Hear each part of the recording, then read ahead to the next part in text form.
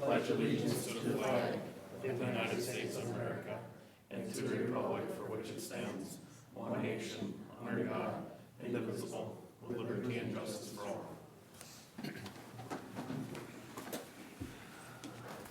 Welcome to the Morrison County Board of Adjustment public hearing.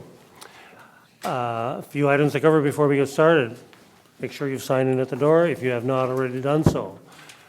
And if needed, there's a detailed handout of step-by-step procedure we will follow tonight. If you wish, take one. Please put any electronic devices on silent mode at this time. Also, please note that all testimony is being recorded for the record. Members of the Board of Adjustment are appointed by the County Board of Commissioners with one member from each of the 5 commissioner districts. Land Service staff is here to assist the Board of Adjustment with its duties. The task of the Board of Adjustment is to consider requests for variances, appeals from an order, requirement, or decision made by the county zoning official in accordance with state law and county ordinance. Each request is considered on its own merit. The burden of proving a practical difficulty rests with the applicant. If a variance is granted, it is granted to the land, not to the landowner. There is a protocol for how we will proceed. For each variance request on the agenda, we will hear a staff report, hear testimony from the applicants, and then the board will discuss and gather more information as needed. Next, I will ask if there's anyone from the audience wishing to speak to the request. I will ask each party to come to the podium, state their name and address for the record, and give their testimony. Please be as factual as possible. Direct all statements and questions to me. After all testimony is complete, I will close the public hearing portion of the process. The board will then review and discuss the case in terms of our finding of fact criteria as required by Minnesota statute and county ordinance. We will have a series of votes, discuss whether conditions be made, and have a final motion to approve or deny the request based on those findings. After this final vote on your request, you may leave if you wish. Okay, we have two items on the agenda tonight. The first item is Justin and Amber Milkey, 10692 Cable Road, Little Falls. Application for a variance to establish a Tier 1 feedlot within the setback to the right-of-way and within the setback to a non-feedlot residence located in Swan River Township. Applicants, please state your name for the record. Amber Milkey, 10692 Cable Road, Little Falls. Justin Milkey. Thank you. Staff report, Amy? Yep. So, Mr. Chair, again, this is a variance request to establish a Tier 1 feedlot within setback to the side property line, road right-of-way, and non-feedlot residence, located in Section 3 of Swan River Township. The ordinance reference is 1208.1, and those have the required setbacks for animal holding areas. Here's again the plat map of the township, and the red dot is the location of the parcel. And then here's the variance request received from the applicant, and also a site drawing provided by the applicant, and an aerial photo. And then here are some photographs taken at the site visit last Wednesday.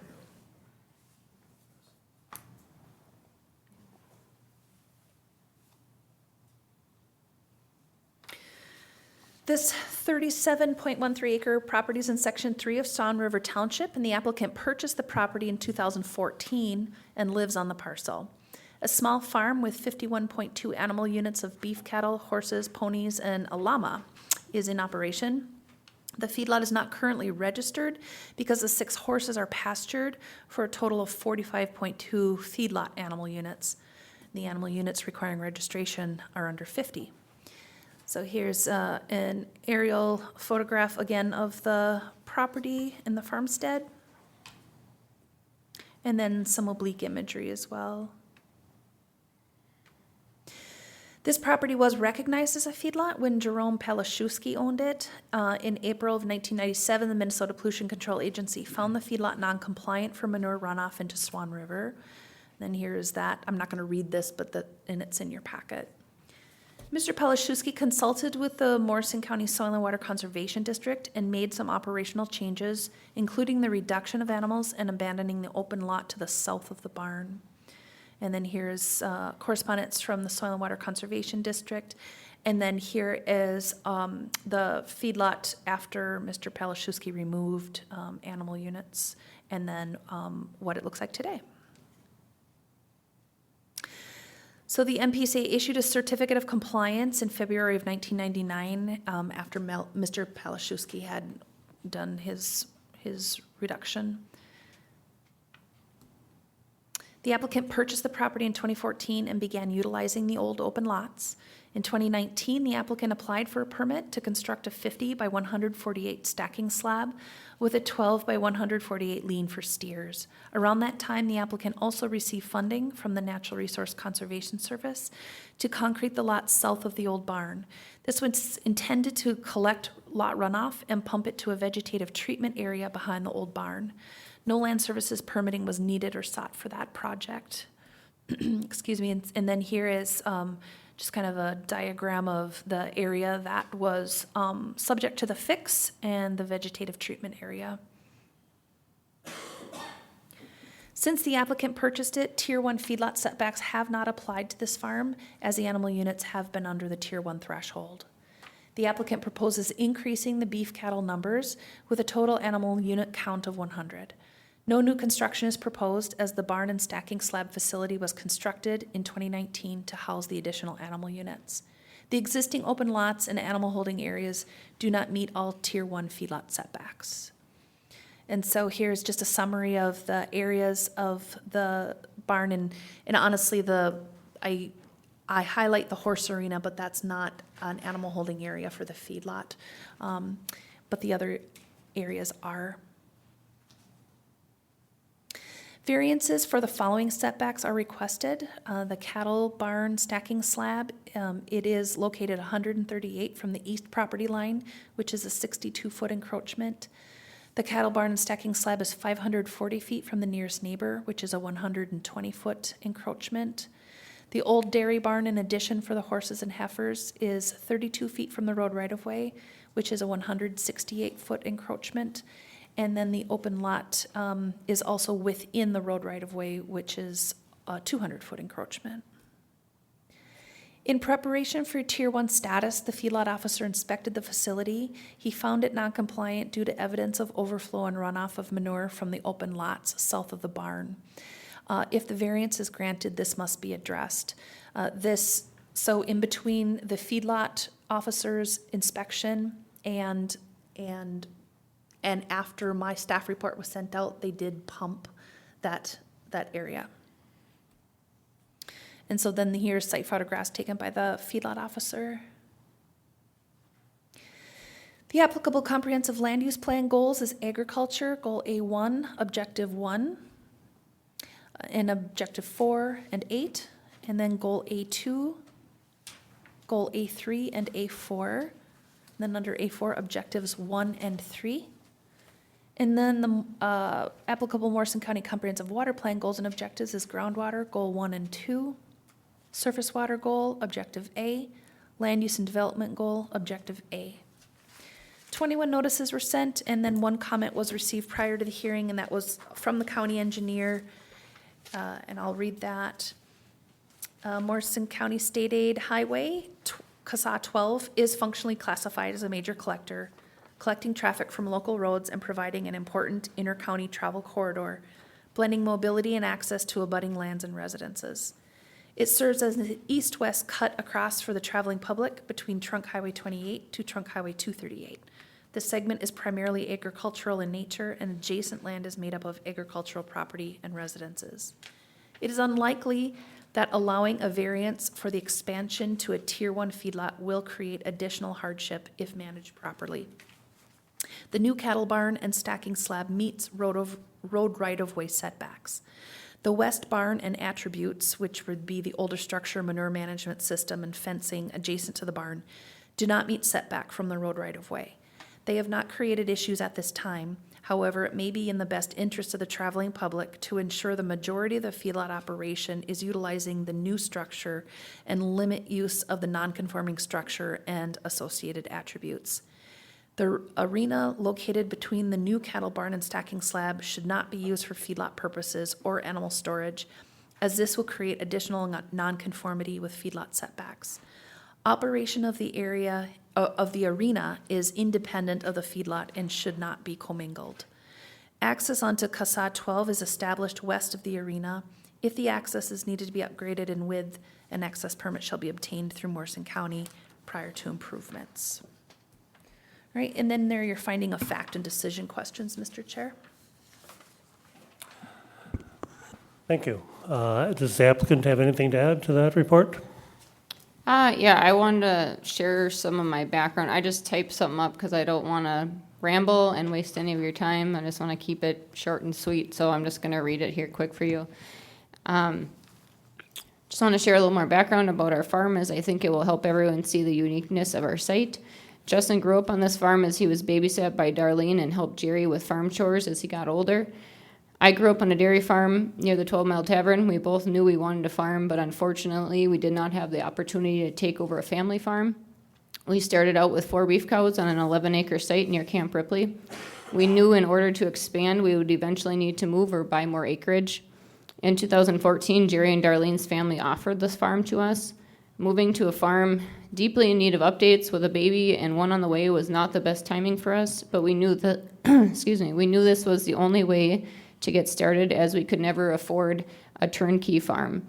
As many of you have probably witnessed when driving by, we have made many improvements over the years since we purchased the farm, including restoring the old dairy barn and replacing all the pasture fences, just to name a few. We knew the farm location was not ideal along the road and at the bottom of a hill, and we applied for cost share early on to make the site as environmentally friendly as possible.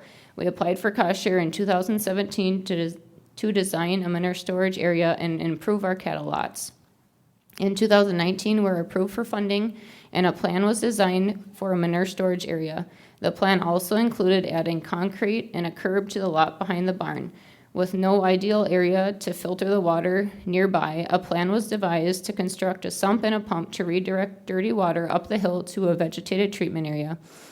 We had a cattle lot attached to the granary. This was closed during this project.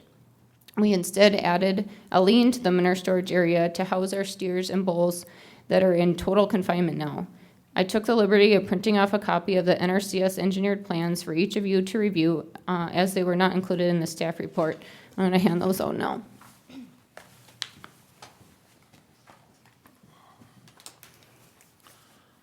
Thank you.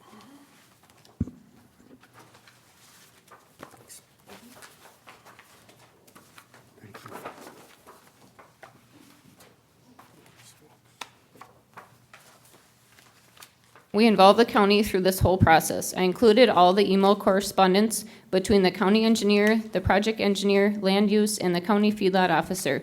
Everything we did was with the approval of the county. Our plan, as shown in our manure management plan, was to expand to over 50 animal units. We made sure we expressed this to everyone involved. There was a push to get the project done at the end of 2019 before our funding ran out. The concrete was poured in late November, December, and Addison, who was the feedlot officer at the time, suggested we wait to apply for the feedlot permit until the project was completed, as we were not at 50 animal units currently and could easily increase our numbers later. After project completion, Addison left the county, and my emails to the county were not returned about wanting to expand. Now, here we are now requesting once again to expand our numbers and do our due diligence. There was a concern expressed during the board member visit about the pony lot along the road being a potential pollution concern. This area was existing at the time of our NRCS project and not seen as an issue. We do not wish to eliminate this area, as we do use the cattle pass that runs under the road when our cattle are on pasture, and they do need to use the pass and the lot to come home for water. Our pump froze up this year, which caused water to pool in the cattle lot. We did not witness any runoff during this time. When Mr. Wall visited our site, he said a complaint had come in this past summer about the pony lot being wet. Nothing further was stated. Our inspection letter stated we were non-compliant for overflow from the lot. Even though we disagreed with this accusation, we had the standing water pumped by a septic company to avoid any issues. We informed Ms. Kowalczyk that we would continue to pump the lot until the pump can be repaired. This was the one and only issue complaint we've had since we've owned this farm for almost 10 years, and that's all I have. Okay, thank you. Okay, is there any comments by the board members, Mr. Chair. questions? Go ahead, Clint. I'd appreciate if you could let me have like the next half hour, probably. Absolutely. Probably gonna take that long. Just before we get started, I'm probably the biggest cheerleader on this whole board for you guys to get a permit. And as this stands right here, I can't say yes yet. So let's go through these things. It usually takes us about an hour to get through these packets at home and do our research.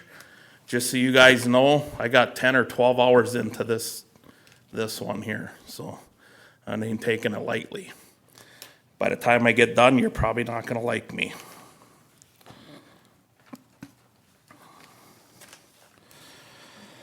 So we'll just start off with probably the one that's, well, I'll just ask some questions first.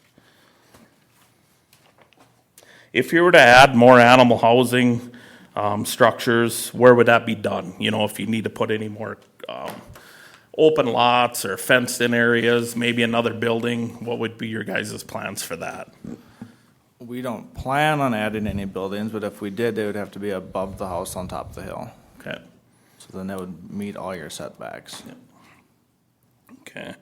Another thing is, you know, adding, you know, you showed us where your silage bags were when we were there on Wednesday, you know, Yep. that was a great spot for them and all that. And then you use that spot when you're done feeding them in the summer for parking and all that stuff for your interim use permit that you were just here for.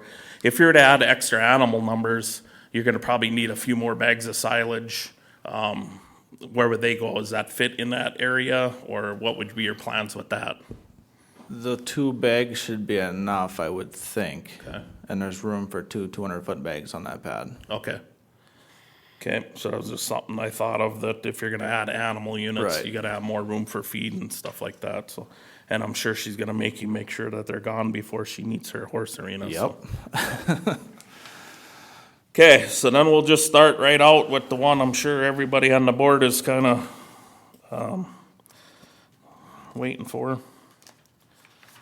So you guys got that dirt lot with the cattle pass that goes through, and you stated that you run cattle back and forth for pasture, to come up for water and things like that. We could talk about a number of things in that lot. We can get into it if you want. But for me to be able to answer some of these questions, I gotta go back to 1997. This thing was shut down by MCPA. So that lot should never have been even used, okay? Because it was shut in 1997. So my condition is that lot no longer be used. It's 6,050 square feet. 2,663 square feet of that lot is actually in the road right away. I had a long discussion with the county engineer about this whole thing. That was one of his concerns, was also that dirt lot. So my condition for me to be able to answer some of these questions, to be able to approve this, I'm gonna condition that dirt lot no longer be in existence and probably be back planted into grass, and so no more erosion would go.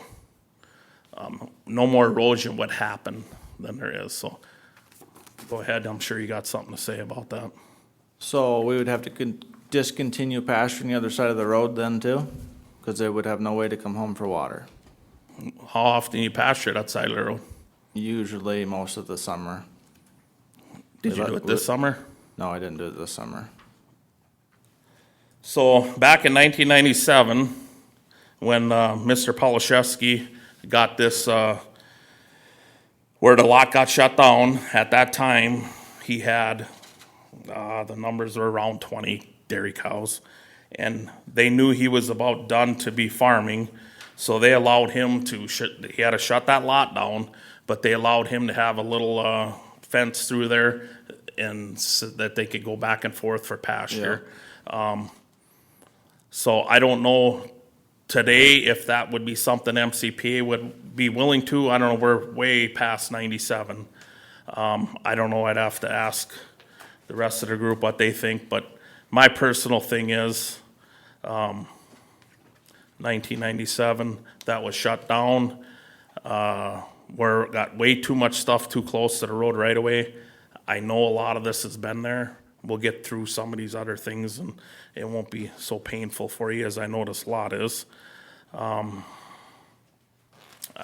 It don't look like that thing's been used in a long time. Whatever, my condition would be that it's shut down. So, I don't know if anybody else has anything to add to that or what you guys wanna. Mr. Chair, I want to reiterate something or think about something. If he wants to get his cattle across, this culvert's been put in there. I'd love to see him be able to utilize that, but I hear where you're coming from. I mean, you could probably, I don't know if you've taken a picture, if you look at the where this lot comes up by the barn, you can see there's about 2 feet that eroded right off through the years. And, you know, with this being dirt, it's going to continue to be a problem. And the last thing we want is to pollute Swan River more and go down into Mississippi, because that's where eventually this dirt ended up being. If it was a fully grass lot and they would use it as basically a walkway, entryway to get on the other side, I don't want them to totally be shut down for that. But I hear where you're coming from on this. But I want to be able to access the other side, the pasture and whatever, and do it in a safe manner. But yeah, we can't continue like the road where it's at and creating erosion issues going in the Swan River there. Can I say something? Go ahead, Justin. So is it erosion that was there, or, because I know in 97 he used to feed silage in that pen? According to what we see in our letter from 1997, what we got correspondence back and forth between Soil and Water, Mr. Polashevsky, and MCPA, he was feeding on the south side of the road, and he was just using that pass back and forth. I don't know what the reasons are. I don't want to go with that. I'm just going with, in 97, this was shut down, so that's supposed to have been shut down. If you knew it or not, we have a big problem, not only in this county, but in the state, where agencies don't talk back and forth. I found that out while I was working on this process for you guys. I don't want to talk about your management. That's your guys' choice. If you want to, we can do that, but that's your guys' choice.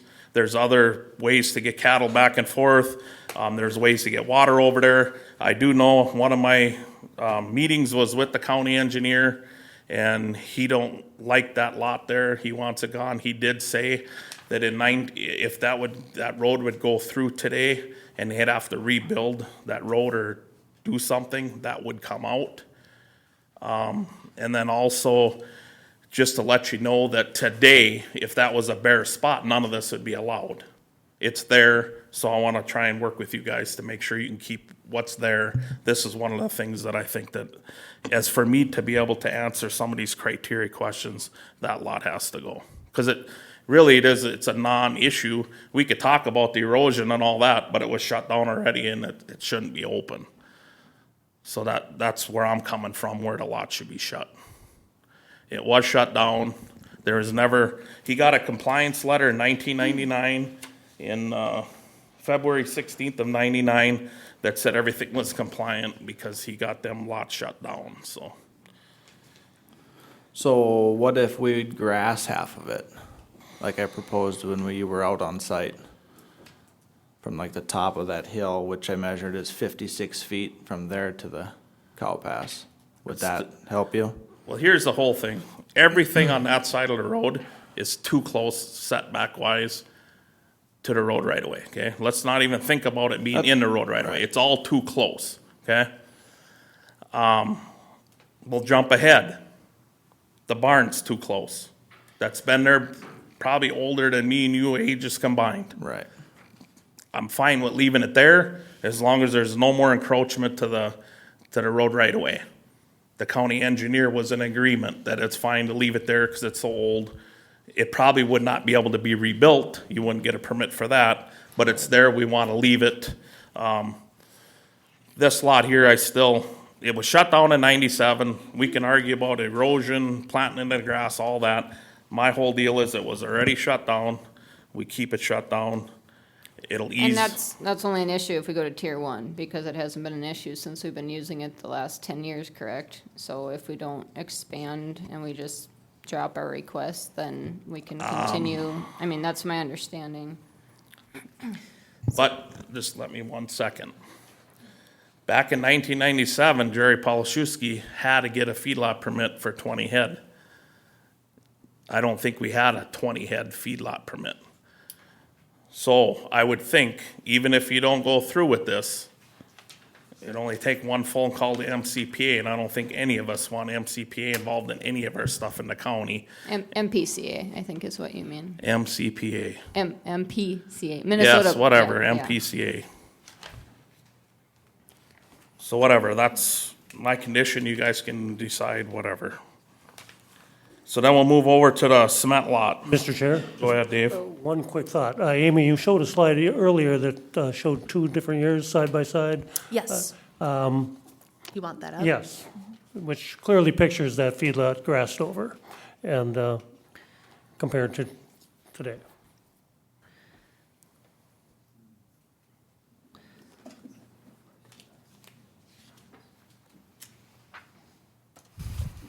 Yeah, I think that was one, unless you had a better one, but yeah, that's probably it. That's the one. Mhm. Can I have the floor again, Mr. Chair?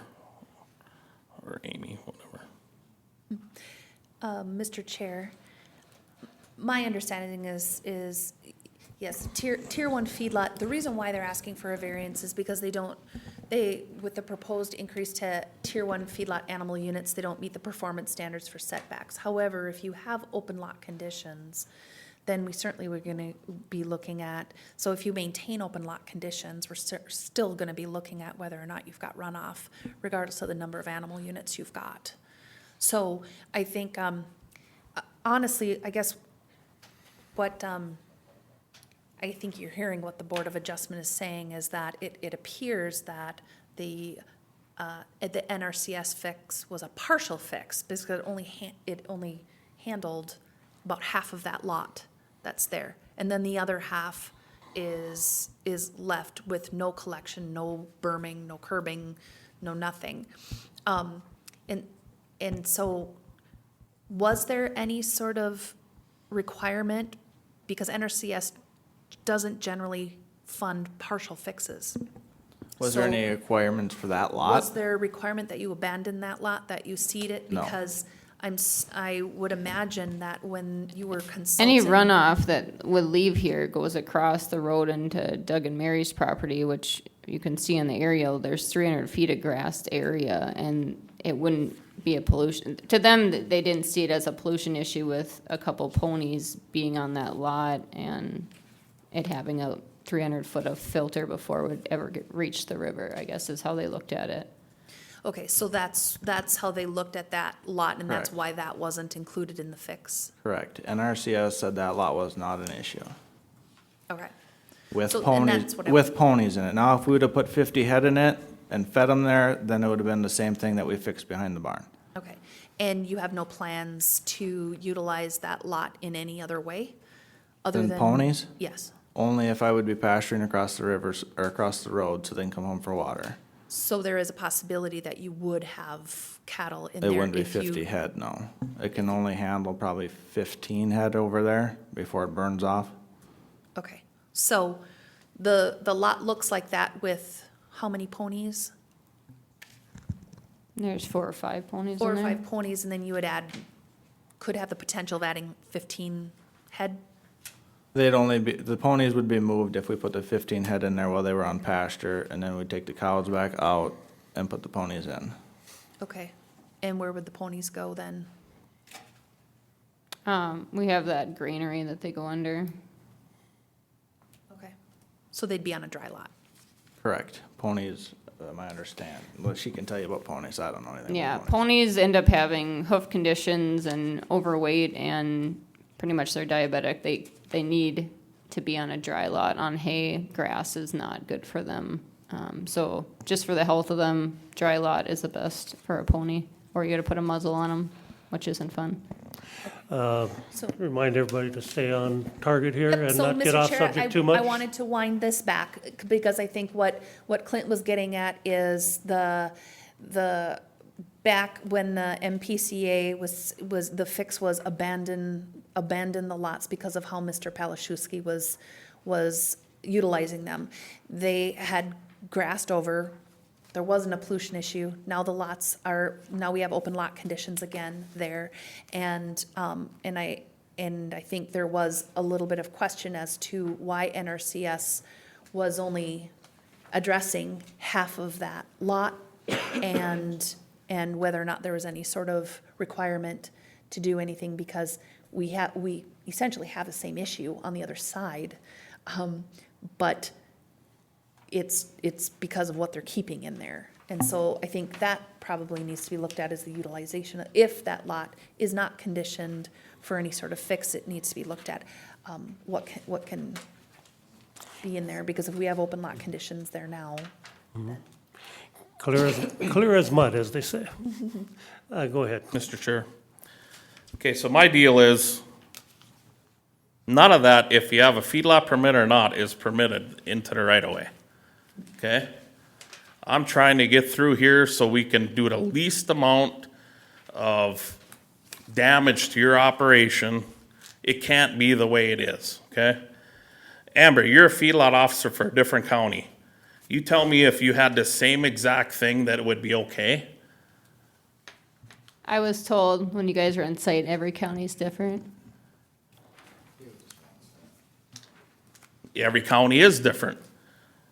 But I'm sure you don't allow feedlot fences in a road right of way. Point made, Clint. Just whatever. So I'm still standing with my condition for that. We can come back to it. Let's go through the rest. So we go to the cement lot. Talk with the county engineer for a long time. That one does touch the road right away. Talk with him, his explanation with that helping with the environment of catching the water, catching the manure. With it coming, he said a safety part of it, if somebody would hit the ditch, they're going uphill. He had some kind of big definition that he said it'd be fine for safety if somebody would come up the ditch, hit that curb, hit that fence. He don't think it's that big of a deal. He was fine with that being there, being it's on the edge of the road right away. And the county engineer was okay with this before we poured the concrete there, so it's. different in ones. In your packet. Yes, but it's different ones. Well, whatever, that's fine. He's for this, okay, for that one.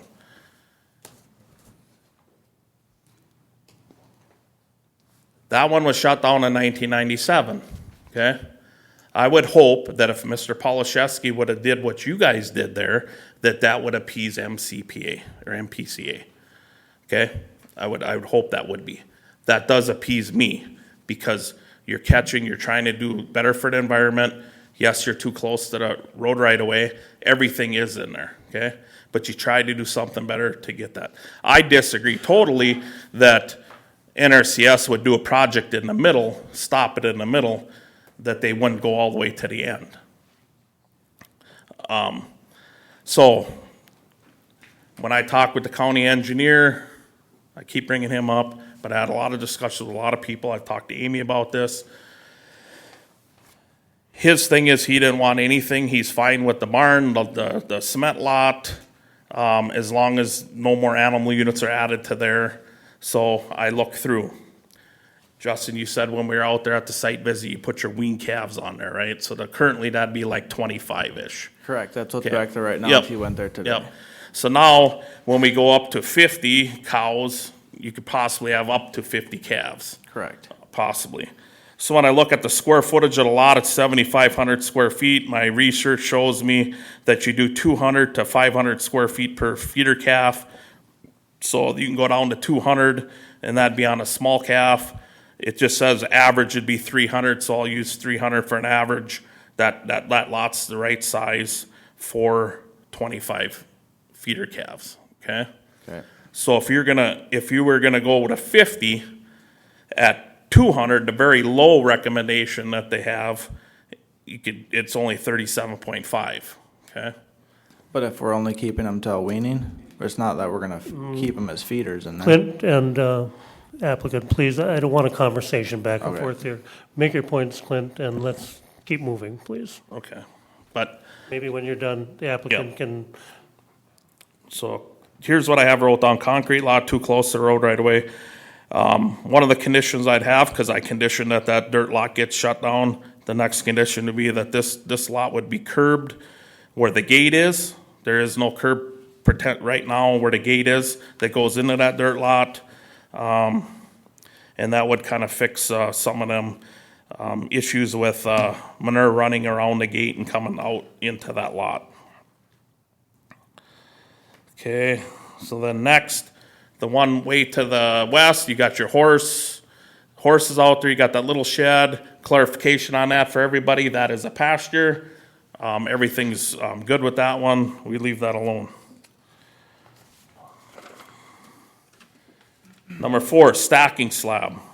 You guys did a stacking slab slash feed barn up there. Too close to the residents to the north with 120-foot encroachment. My condition would be, and we're tying them together, I'm okay with that barn being where it is, what you're using it for, but we can't have no more, it'll be tied together with 3 of them. No more encroachment on any expansion to the neighbor, no more encroachment to the side property line, and no more encroachment to the road right-of-way, which you meet setback to road right-of-way. But what this does is it conditions that any expansion would have to be where you stated earlier, up the hill to the northwest, okay?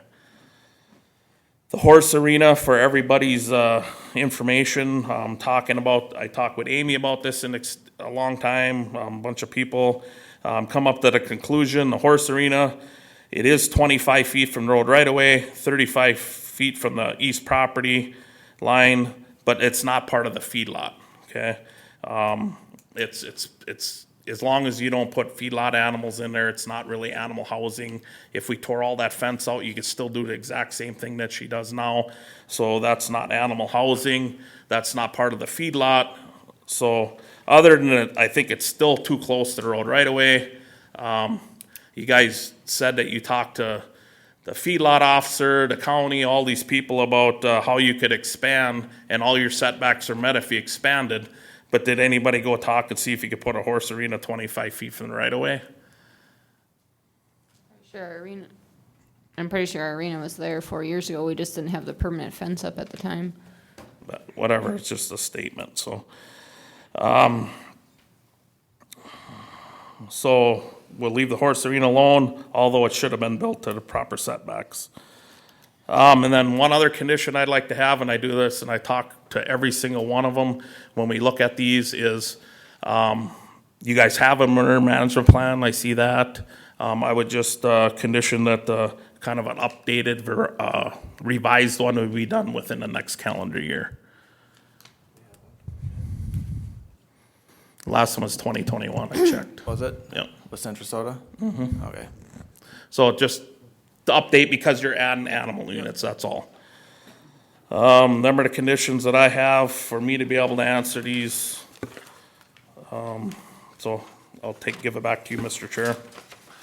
okay, thank you, Clint. Do you have those on a slide or anything for us to review with you and ask questions? Mr. Chair, Clint had called me and asked me to put to slide together with the conditions that he was proposing, so I do have that. I think the only one that's not on here that I heard him say was that updating the manure management plan. Okay. I don't think we need to vote or give an opinion at this point. Does everybody clearly understand these thoughts, these possible conditions? Okay. Okay, if so, then let's continue on. All right, Amy, if you could go to Beacon.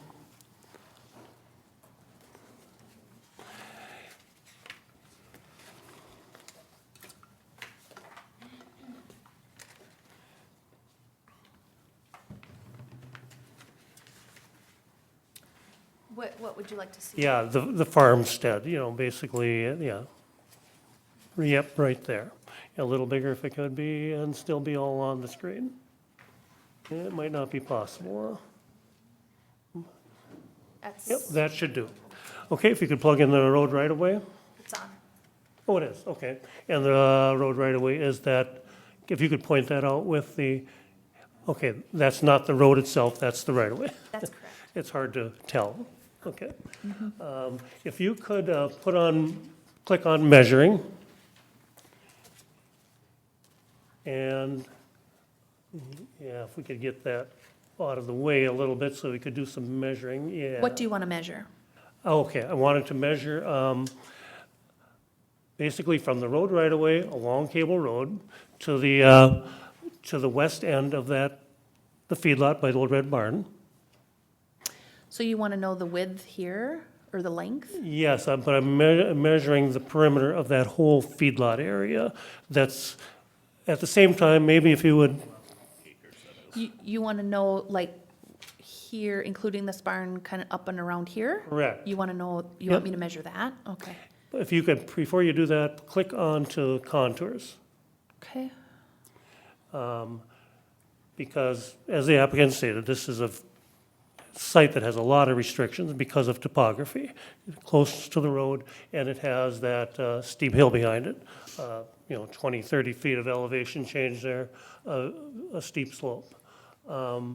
If you could kind of follow that, the elevation curves, consistent with how they're using this area now, the area below the hill, up to the right-of-way. Yes. Okay.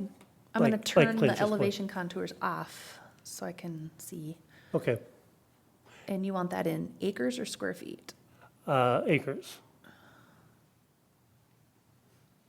All right, so from here to here.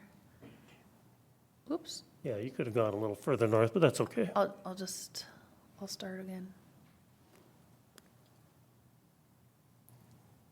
Yeah, Yeah, you might have to drag it down a little bit or something. I just gotta.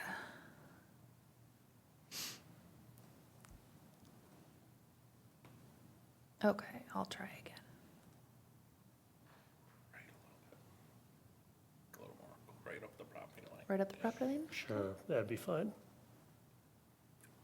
And then, You're probably gonna have to do a couple measurements Yeah. there to follow that contour the best you can. you want me to come down here? Yep. Is that what you want? Yeah, maybe the middle of that hillside.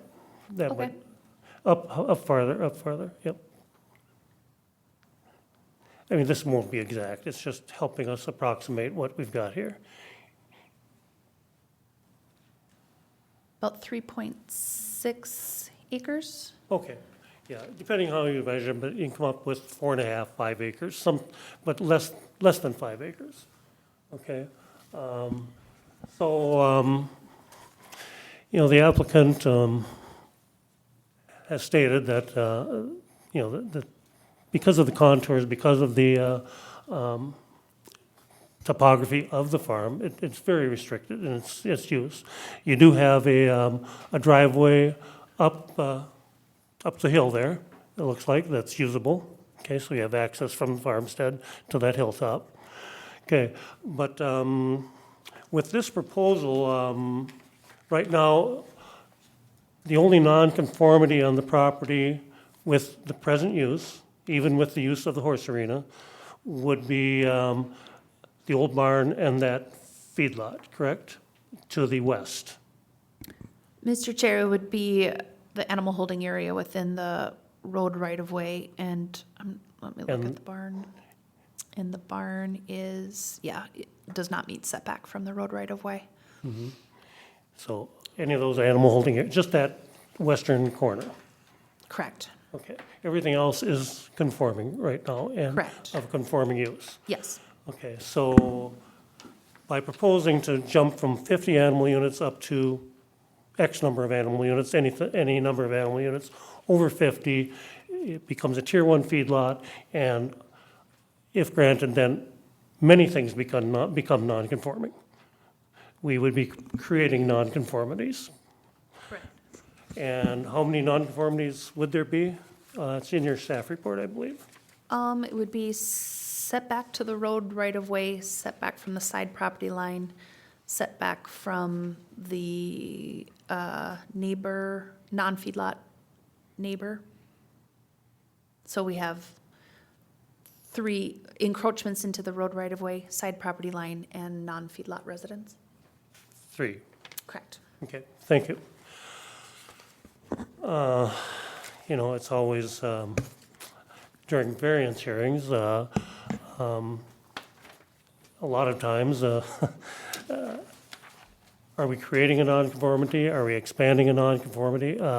We definitely are not in the business of creating nonconformities. We do, on occasion, expand nonconformities.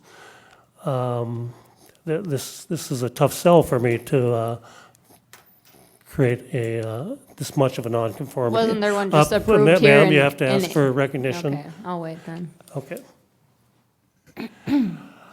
All right, any other input? This is just information that I'd like everybody to clearly see. Mr. Chair, I'd like to ask some questions when we get to that point. Go ahead, Marv.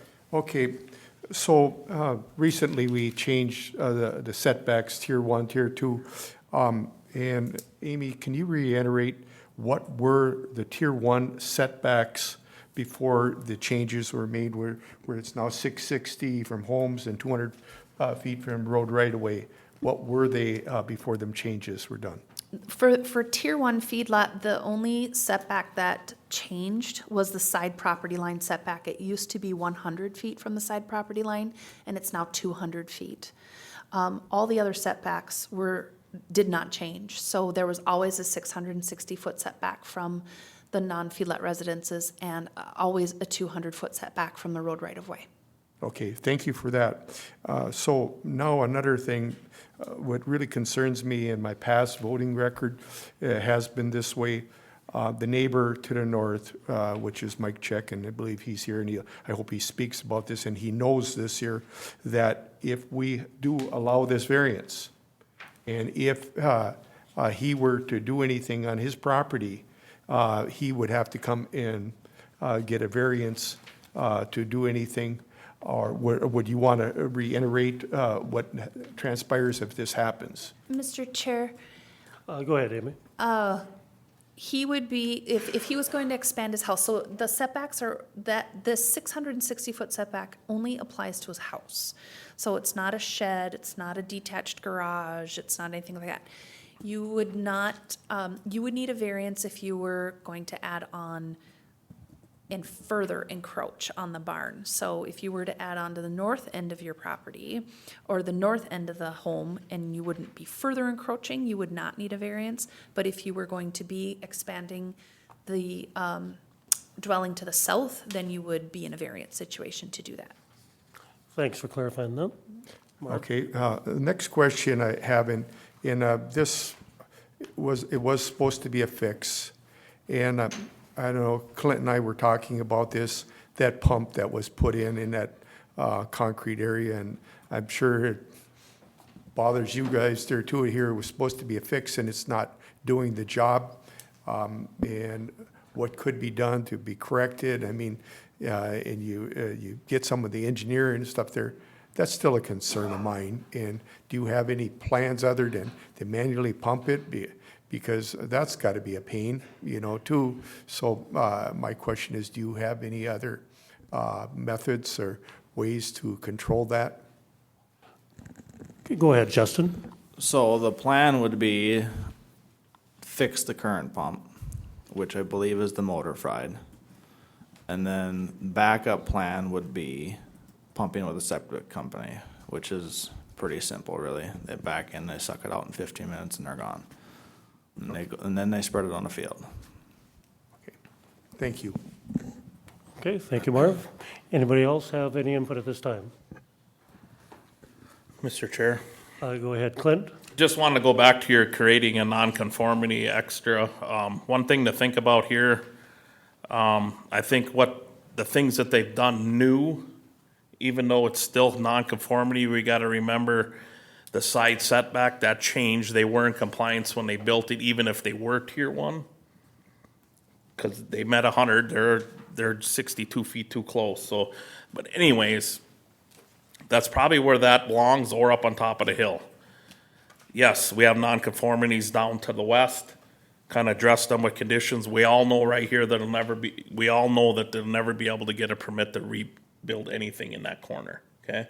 So everything with this farm, even though maybe by granting this variance, we're making a nonconformity, but with the conditions that they can't encroach onto the neighbor to the north or the side property line or the road right away, that force them to go to the west, northwest, where there is all setbacks made and be able to expand. So we're not, yes, we are making more of a nonconformity, but in this case, I think with the conditions that I suggested, it just makes it easier for us to prove this so that it can continue to have their small family farm. And like I stated earlier, I don't want them to not get this permit. It sounded like it when I was talking about all these things, but that's just what I needed done to be able to answer these questions here, because if they ain't answered yes, it don't happen. So I would rebuttal and just, I know where you're coming from with making another nonconformity. I think in ag, trying to keep this feedlot going, keep this family going, I think it's a necessity to actually make another nonconformity per se. Eventually, that stuff to the west is gonna be gone. Might not be in their lifetime, but it's gonna be gone. We grant these to the land, they're eventually gonna be gone. I don't know if that's tomorrow or 100 years from now, but it's gonna be gone. That's just my comment to go back to what you said about nonconformity. Mr. Thank you, Chair, Clint. John, go ahead. there's 725 feet of encroachment on this, on this property and its application right now. So I guess, and we're not talking about adding buildings, we're talking about adding animals. So I think it was 50 cow-calf pairs, right? That's what you said on site. So you're adding 55 animals to this. Can the facilities that you have on site handle it comfortably, effectively? When we built with NRCS, we engineered that shed and the lot behind the barn for 50 cow-calf pairs, Okay. Now, I guess, and the MMP. okay, and then to the east of the barn where you were talking about having your calves, it sounds like that might not actually be big enough, if I heard Clint right To through the his west. research. To the west. Yeah, To the did I- west. what'd I say? Well, you heard east, I said west. Right, which could be right. I don't know. When we engineered it, that's what they told us. It would fit 50 cow-calf pairs. The stacking slab? The stacking slab and the lot behind the barn, Mike Mayer, the engineer, originally, all those cows were supposed to be housed behind that lot, and we actually made it bigger than what he engineered it for 50 cow-calf pairs to be home during calving and then housed in the winter and behind the old dairy barn. When we actually moved all of them up to the new barn and only weaned behind the existing dairy barn. That's the way we set it up in 2019. Okay. Whether it was right or wrong, Stacking slab was designed for only manure storage, and then we converted it to You cattle. Go ahead and speak.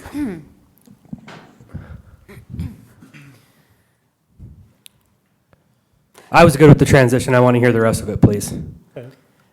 Sorry, I guess I thought he was talking. and I Please could ask, Yeah, you're ask good. for permission to speak first, John. Okay. You want to, Mr. Chair, Reply to permission John? to just let this happen? okay. go Thanks. ahead. When we designed the manure storage area, that was for manure only. The lien was for our steers, which we closed that lot to the north of the dairy barn. And that was for those in the bowls. And this lot to the east was designed to hold all 50 head of cow-calf pairs. Yeah, it seems small, but that's how NRCS designed it. And we now moved most of our cows, when they calve, into that manure storage and converted into storage and a barn, I guess, in a sense. So more of them are off the lot into the barn since it was constructed in 19. So both of you are confident and comfortable with the land and with the way you're set up right now. You can handle 50 cow-calf pairs with no issues in any way, shape, or form. Mr. Chair, Go ahead, Justin. I do not see an issue.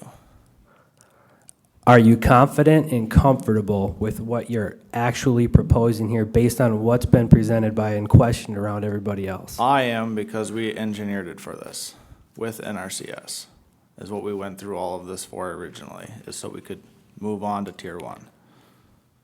Okay, thank you. Okay, thank you, John. Justin? Any other questions? Mr. Chair, Go ahead, Clint. just to help John clarify a little bit. In my research, my expertise in this area, this is what I do for a living, is raise beef cattle. This shed will hold a lot more than 50 head. 50 cow calves are different than maybe steers, so 50 cows will fit in there. From a management standpoint, we're not here to manage them. They can manage their own thing. If you're gonna put steers in here, in my estimation, you could put over 100 in here, okay? Cows, the 50, yes, what we're worrying about, containment of manure, them types of things, this building will take care of the runoff, the manure, and all that from 50 cow-calf pairs, okay? It'll be a little trickier in management. That's their problem. That's not what we're here for, but that barn will sustain 50 cow-calf pairs as far as what we're worried about as far as manure and runoff. So I hope that just clarifies it a little bit to you. Mr. Chair? Go ahead, John. So if I'm hearing you right, Clint, so what they're proposing for adding animals, we're not adding buildings because we already know how far over encroachments are. We're talking about adding animals. So adding animals to the already existing buildings on all of the encroachments minus some of the land issues, soil, water issues we just referenced earlier. You're saying they have the facilities to do this in your expertise. Mr. Chair, Go ahead, Clint. clarify, this barn will take care of them extra numbers. Okay. Adding 50 head down to that cement down to the west, no. Up here, yes. Mr. Chair, Go ahead. if this would be approved, the feedlot officer would be going there, once or twice a year to make sure that things are within standard, or how would that be taken care of? Go ahead, Amy. Mr. Chair, with over 600 registered feedlots and one feedlot officer, we will not visit this site twice a year. So generally, if there are conditions attached to this variance, certainly going to be looking for compliance with those. And then otherwise, it generally will be a complaint-based, or when this comes up on rotation for inspection. But it would be every several years that it would be inspected. Okay, and with me still having the floor here, I have cattle, I run them, been around it for, 60-some years of my life. And I agree with Clint, this particular building will handle that, but I think the problem in question is the open lot and the old barn. That is, and Clint did make a comment, he says eventually that will go. It's neat to see some of these old buildings and seeing that it was been remodeled and taken care of, but handling the animals in that, and having the problems there, it is a concern, that concrete, if that's controlled, where the animals are, and it's limited to a certain amount, I believe that can be controlled also. Okay, thank you, Marv. Anybody else have a comment? Are you ready for public input? We can have more comment after public input. Mr. Chair, can I say something? Sure, go ahead, Justin. Clint, when you measured the lot behind the barn, did you measure it off what's there or off the first original plan from the NRCS? Mr. Chair, I measured it off a beacon, so my Okay. square footage could be off by a couple hundred feet. That's fine. Yep, but that's how I measured it. I was just gonna say, because we have two, Okay. the I'll original look it one is over. smaller, but. Yeah, I'll look it over. Okay, thanks. Ready for public input? All right, we're open for public input at this time. If you have something to say, go up to the podium, state your name and address for the record, and make your comment, for or against. Okay, I'll ask 3 times. Is there any public input at this time? Is there any public input at this time?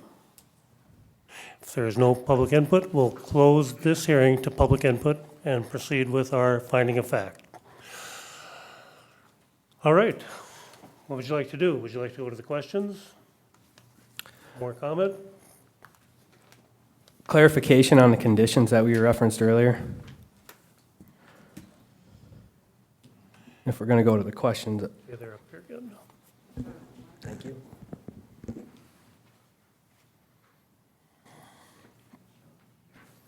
Mr. Chair,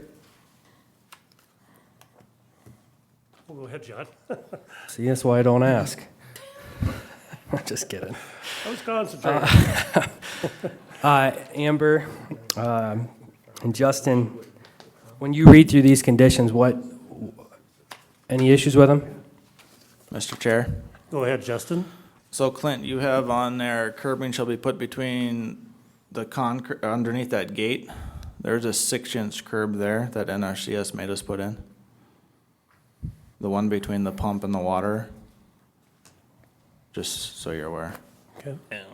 I guess where, Mr. Chair, go ahead, Clint. I guess to clarify where I come with that is, and I didn't want to get into this back and forth, whatever deal, but I drive by there once a week, sometimes 100 times a week, okay? So I see the water that's caught in there and your pump ain't working and yeah, that sucks, hopefully you can get it fixed, Right. whatever. But what I notice is it's always an inch or 2 below the concrete, okay? Now, I can't say 100% for certain, but the reason it stays an inch or 2 below the concrete is because that's the level that allows. It'll run over that little curb and go into the lot. When you get a big rain event, that's probably why you have a little bit of that grass and manure on the other side of that curb, is because when you get a big rain event, it comes and washes over the top and goes over. But I believe that the reason it stays the height it is because it runs over that curb. Am I wrong? Possibly. But it just eases me that if there's a curb put in there or something, it could be a wooden one. Just to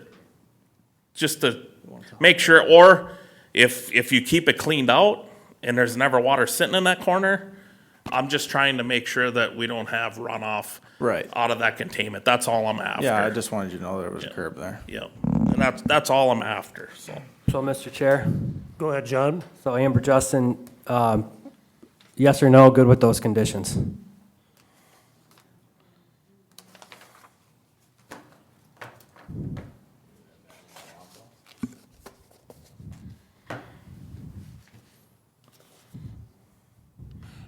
Justin, have you answered the question? Mr. Chair? Go ahead. So, no matter what, you want that dirt lot abandoned, whether we seed half of it, berm half of it, seed and berm, there's no way around eliminating that lot, you're saying?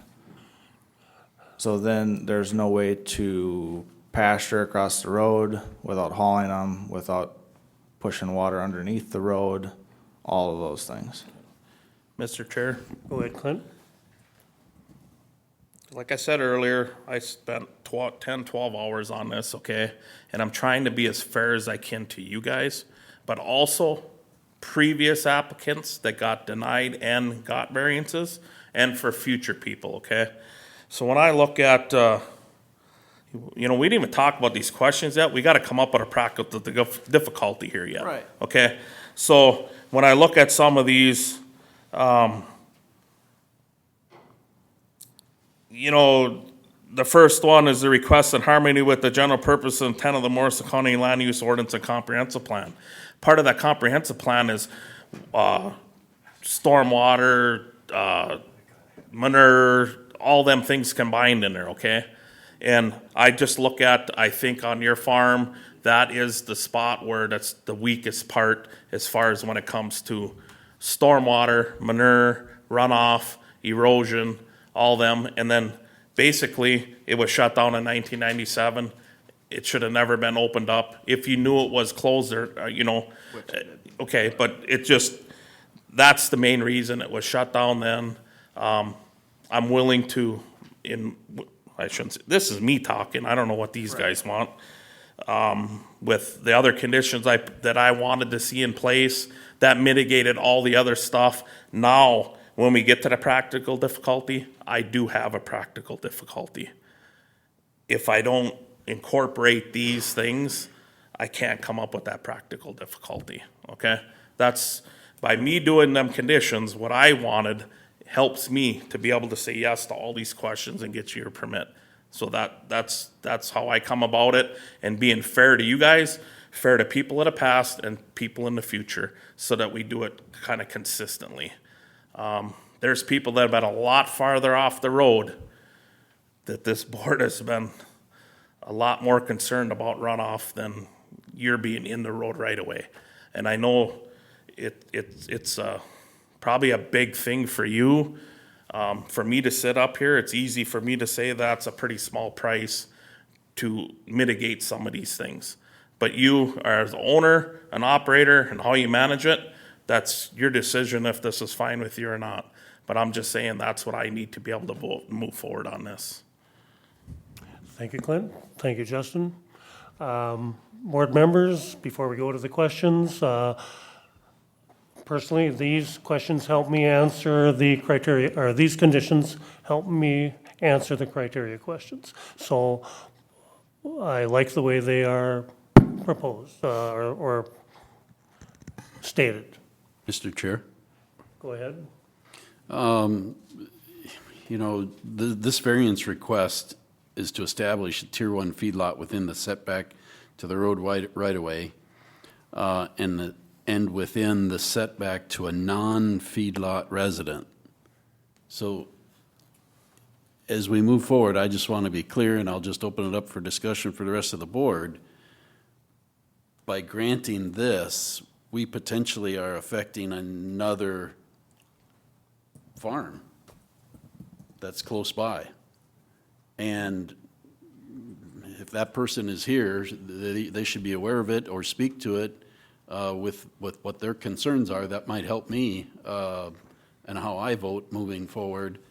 But I think they need to be aware of it, how it could potentially affect them, and/or who they might sell their farm to if they decide to sell, and what the new owner of that farm might want to do with their property. That's the catch-22 in this. Is it's one thing to grant you the variance request with the setbacks here, but once we do that, now we're affecting another farm and another owner somewhere else in what he can and can't do with his land. And that's concerning to me. Mr. Chair? Just a second, Brent, I think that was a very good point.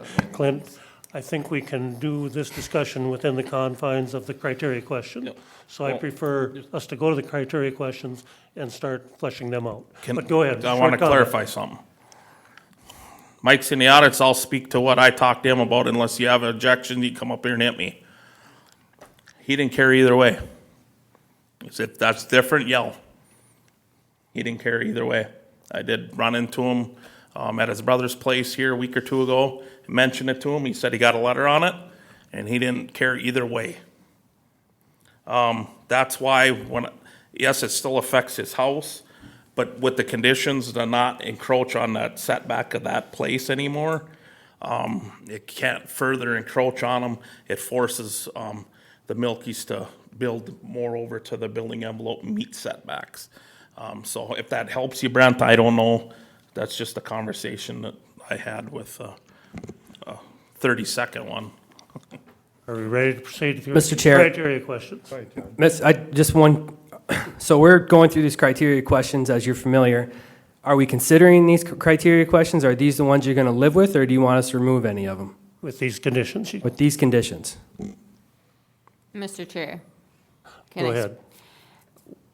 We're not okay with abandoning the lot. We'd like to see some type, because technically, a lane or something for the cattle to access the water would not be feedlot. It would be allowed in MP state rules.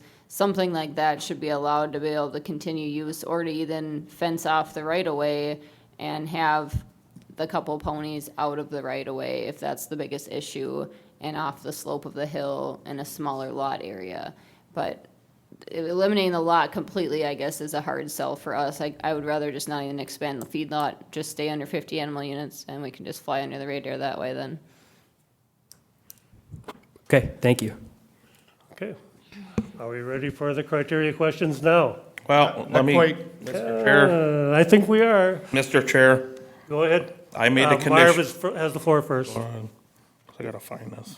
Mike, I'd rather hear it out of your mouth where you would not, and hear rather than. I know Marv, it- that the Miss- public hearing is over.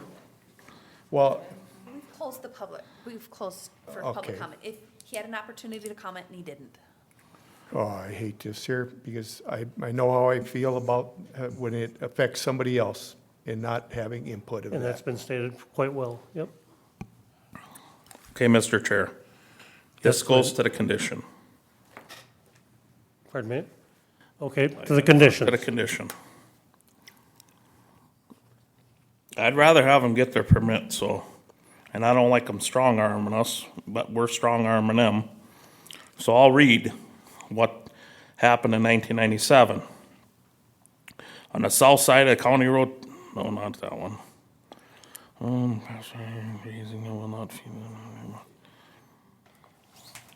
Okay. In 1997, that lot was closed. MCPA signed off in 1999 that lot got seeded back in, and they had a little lane to come up for water.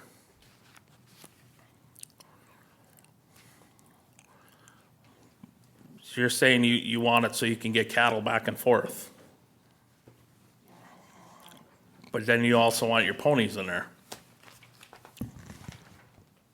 Mr. Chair. Go ahead, Clint. Keep going. You're not having a discussion with the Thought he was applicants. asking me a question. So I guess if I'm the one that said we gotta shut down this lot, because in 97 it was, but if I'm gonna be true to what it actually said, they did allow a little lane to come up for water. So I guess if that gets seeded in, the lot would be shut down from animal housing. So if you put grass back into it and have a lane where they can come up for water, but they need a lane where they come up and go up to the cement slab for water, so that they don't congregate into that area. I can change I'd be willing to change my condition, that you could put a lane from the pass up to that cement lot to get water. I wouldn't want them to get water in that dirt lot, and I don't want the whole lot open. Clint, at this point, I wouldn't be good with that condition then. I don't think that's manageable. I don't think that was the intent of the 1997 conflict and its resolution. There's no way 15 head of cattle, as the applicant claims he'd have, would do anything but create feedlot conditions. I think you know that. Okay, Mr. Chair? So, Mr. Go Chair, ahead. I'd just keep the condition. I'd say let's just move on. We'll decide if this goes through or not. It's up to the applicants after that. good. Anybody else on the conditions? Go ahead. Mr. Chair, can you advertise the viewing of the sites? Oh, yes. Thank you for reminding me. I've got it in my notes here. I always forget this. Anyway, we viewed the property on the 22nd, last Wednesday. All 5 of us were present with Amy. Met there at 9 a.m. The applicants were there also, gave us a good tour. We had a very good look at the property. Okay, we're ready for the criteria questions. Let's go to the criteria questions.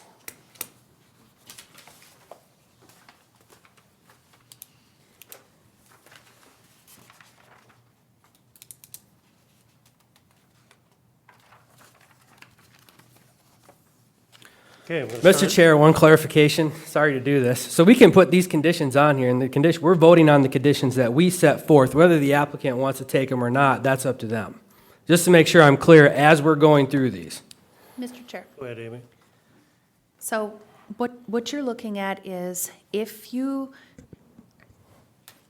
If you need a condition in order to answer yes to the questions, then you should state that on the record, that with the condition of blah, blah, blah, this is a yes. Now, whether or not the property owner or applicant, yes, do we want them to agree and be okay with the conditions? Absolutely. But those are the conditions under which you will approve it. Then it would be up to the applicant to decide whether or not they want to implement that with those conditions or not. Thank you. All right. I think we are ready for the criteria questions. Question number 1, is the request in harmony with the general purposes and intent of the Morrison County Land Use Ordinance and Comprehensive Plan? We're going to start out with Brent on this one. I think it's in harmony with the general purposes intent. In regards to they need to move forward with farming, and the only way that they can do that is with a variance, and they're entitled to apply for a variance in order for that to be granted. So in that regard, they're in harmony with the general purposes and intent of the Morrison County Land Use Ordinance. Okay, thank you, Brent. I'd like to remind you that as we looked at the lay of the land on this parcel, effectively the Milkies want to run a Tier 1 feedlot in 5 acres or less, along with along with doubling the number of animal units they have now. They double the amount of feed, they double the amount of traffic there, double the amount of manure. They haven't come forth with any other proposals that help mitigate the concentration of these animal units in this very small area, other than they'll all be under the roof and they all fit there. That may well be true, might well be true. But you'll have to ask yourself, we were there, we viewed the site, we saw what is there now. In the meantime, we've added an IUP, which intensifies the use of that property and very much restricts the size of that feedlot. We know that by changing this to a Tier 1 feedlot, we automatically create nonconformities that don't exist now, just with a swipe of the pen.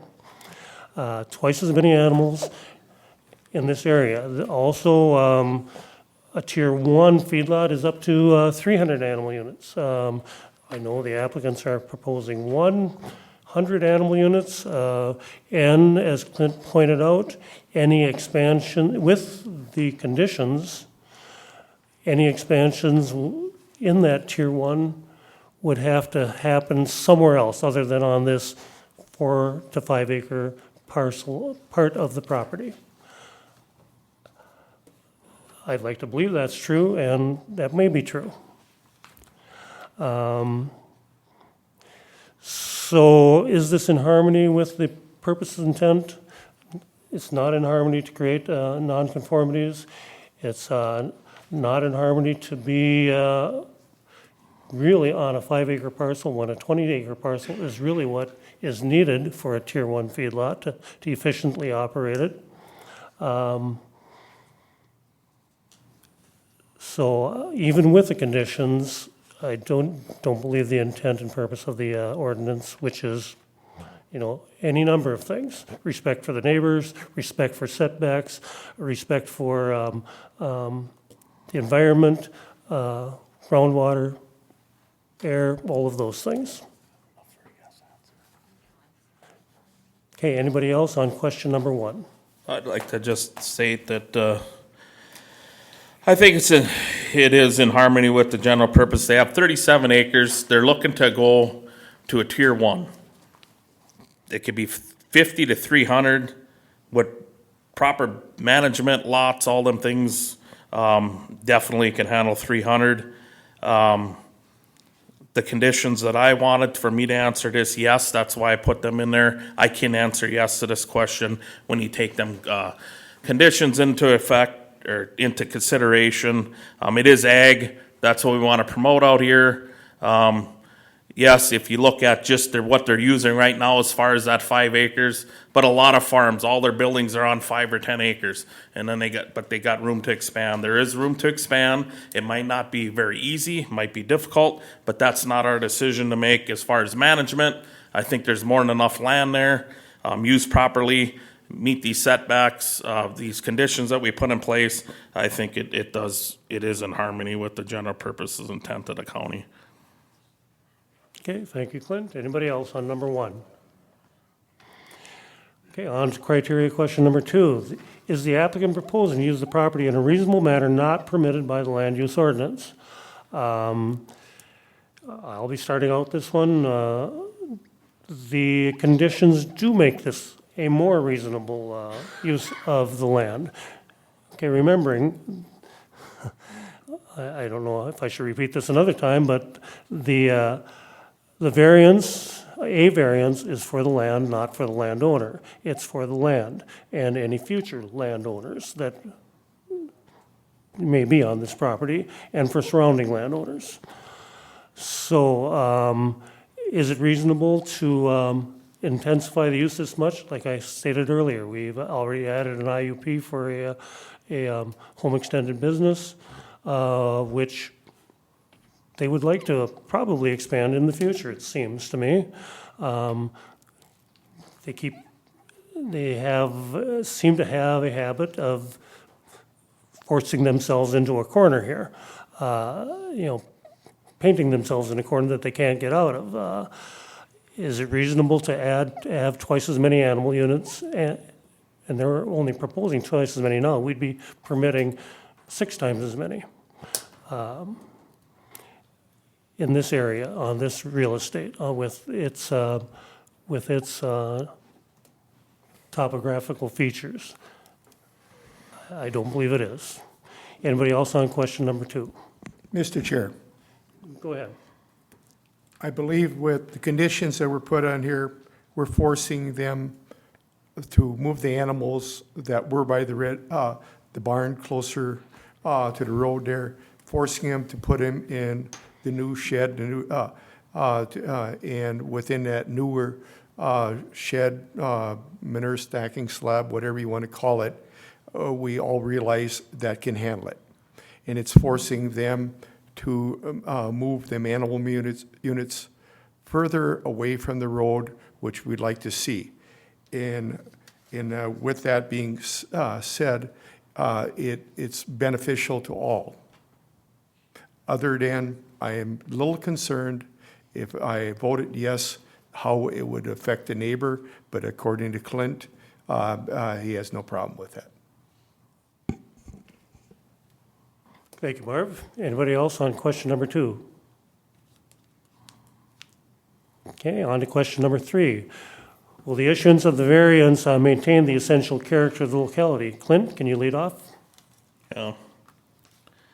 Yes, it'll. There's tons of small farms along the County Road 12, actually in the whole township, probably in that whole sector of the county, if not the whole county. Here we got an old farm site that was built a little too close to the road, like many of them are in the county. It's ag.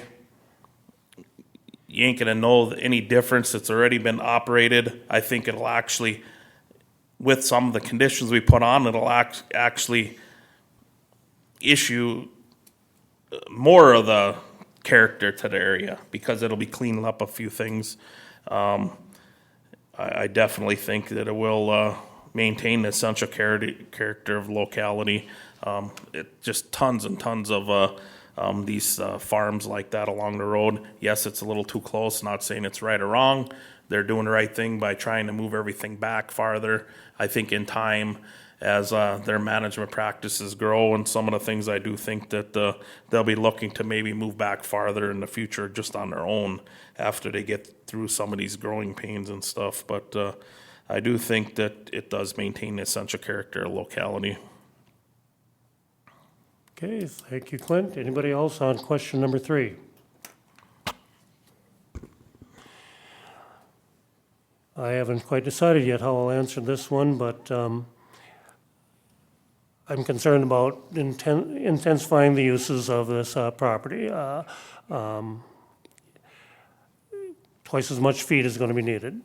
You know, if the applicant had a plan that stated he's going to move all of his feed up to the top of the hill and move it down, that would certainly remove a lot of the clutter and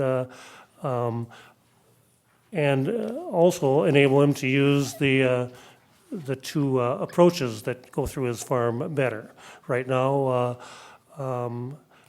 as you probably saw in the one picture, where the feed pad is, that's really a road and a feed pad. With the feed in place, you can't get through. So they drive up on the grass slope that is supposed to be permanent vegetation on the side of that new building. So essential character of the locality, it could be maintained as Clint said, as a typical farmyard in this area, typical small, but will it? I don't know. It isn't today. Anybody else on number 3? Number 4 is alleged practical difficulty due to circumstances unique to the property. John? You had a farm that was built a little too close to the road, you added buildings, you have a bunch of encroachments, and you're not talking about adding more buildings, you're talking about adding animals at this point. So that's the practical difficulty that I see at this point. You had a barn that was not yours, is older than all of us, and everything you ask for moving forward is going to require some form of look or variance. So. Okay, thank you, John. Anybody else on number 4? Mr. Chair? Go ahead, Clint. I would just add that when we look at this property, what's actually unique about it is they got that big ridge that runs along the north side of their buildings and their barns and stuff like that. So it really kind of divides their property in two. And with the old farm site and how things were originally, it really forces them to continue to keep things fairly in a economical feeding, just doing things, day-to-day farm things, to utilize that area as much as they can before they have to move up top. And I think the practical difficulty here lies with just the topography of the land, with them being pinched in between the road and that steep hillside on the backside, everything. And then also, I know we can't use ordinance, but ordinance just changed for one of the encroachments as far as the side setback. Property line, that's just part of it. So that kind of aggravated this a little bit more. I think with the conditions that put in place, I think that just makes this unique practical difficulty pretty much the topography of this operation. Okay, thank you, Clint. Anybody else on number 4, the practical difficulty? Okay, the applicant's answer to that question was yes, because the barn did meet the setbacks at the time of construction, but the ordinance has changed. The barn is existing. We could look at both barns. You know, the old dairy barn, that's really not the issue here. We've gone round and round on that, and it's been conditioned and today and in the past to resolve the issues up there. The present barn, yes, it was, the newest barn, it was built in the setbacks for a 50 animal unit, or under 50 animal units. There wasn't much forethought put into that. The ordinance did change on one of the setbacks. There's 2 other setbacks to be concerned about. There wasn't a lot of foresight in that planning. So what is the practical difficulty? I don't see a practical difficulty other than the placement of 2 barns where they shouldn't have been placed. And the ordinance change, the ordinance cannot be a practical difficulty. So, any others on number 4? Number 5, is the need for the variance created by actions other than the landowner or prior landowners? We're starting out with you, Marvin. Well, as John stated earlier, when that farm was built, There were no setbacks. It was placed in that area, and it's basically a wedge, because Clint stated, and there is a hillside there where it was kind of built, and that created part of it. And they tried to make do what they did.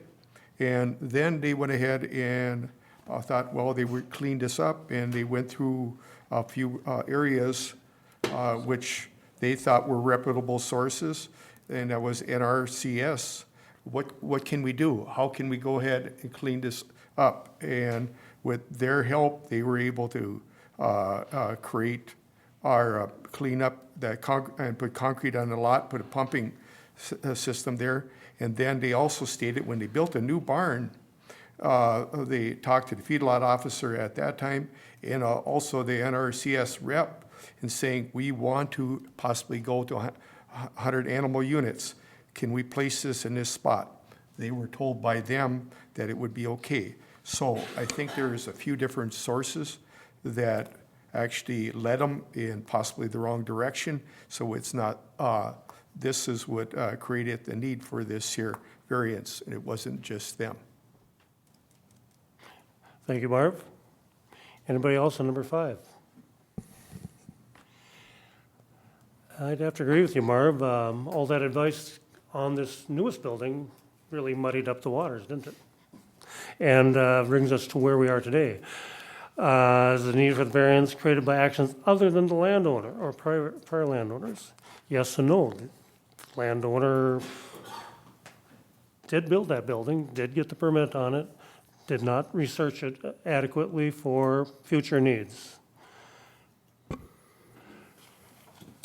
So none other than the landowner, or were others in the mix?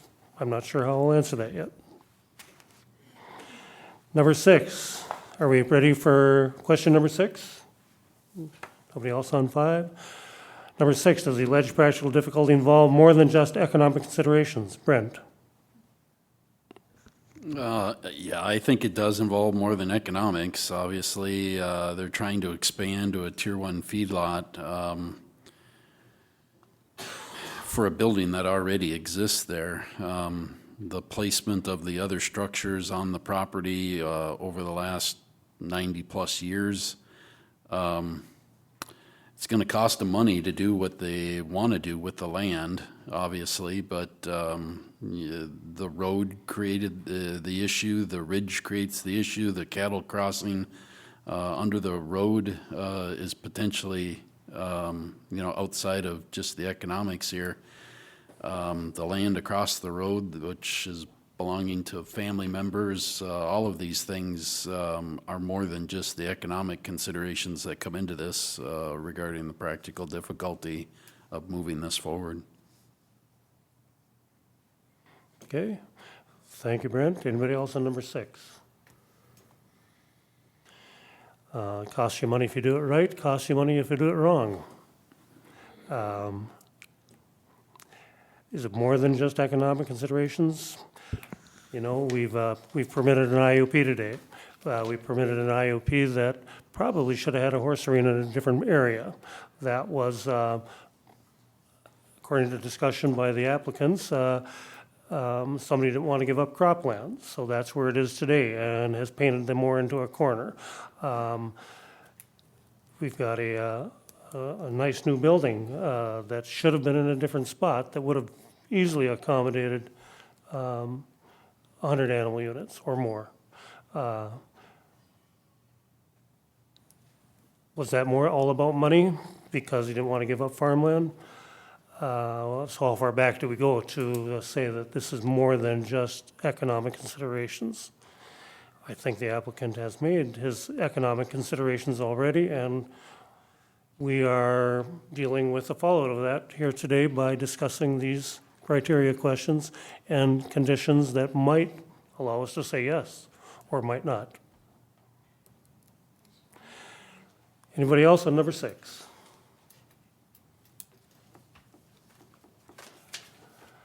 All right, are we ready to vote on the questions? That always means yes when nobody says anything. Question number 1, Is the request in harmony with the general purposes and intent of the Morrison County Land Use Ordinance and Comprehensive Plan? Brent? Yes. Myself is no. Clint? Yes. John? Yes. Marv? Yes.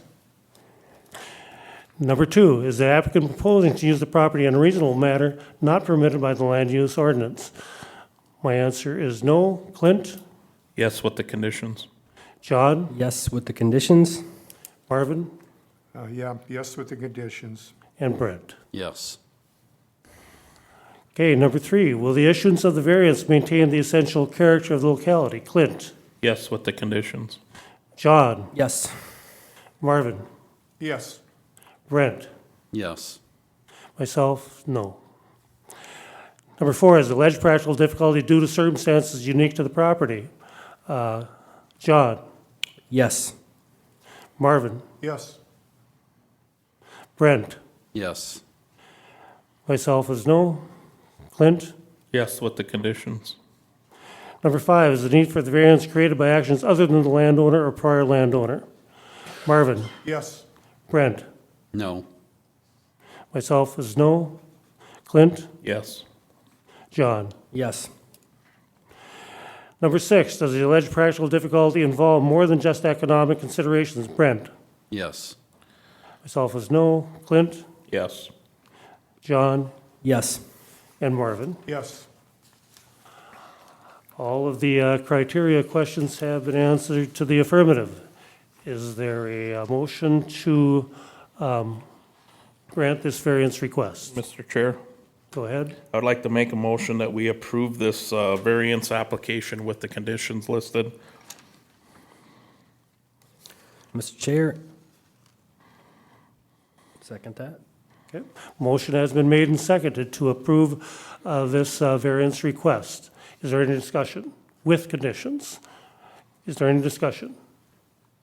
If there's no further discussion, we'll proceed to vote. It'll be a roll call vote. Aye in favor, nay against. Marvin? Aye. Brent? Aye. Myself is nay. Clint? Aye. And John? Aye. Motion carried. Your grant, or variance request has been approved with conditions.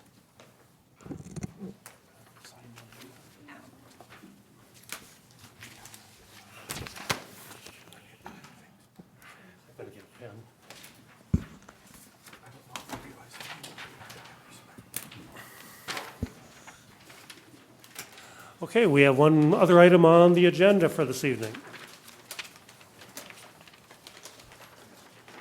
Yeah, I gotta get some of my papers out of the way. Can you bring that up? Oh, you've got it up, okay.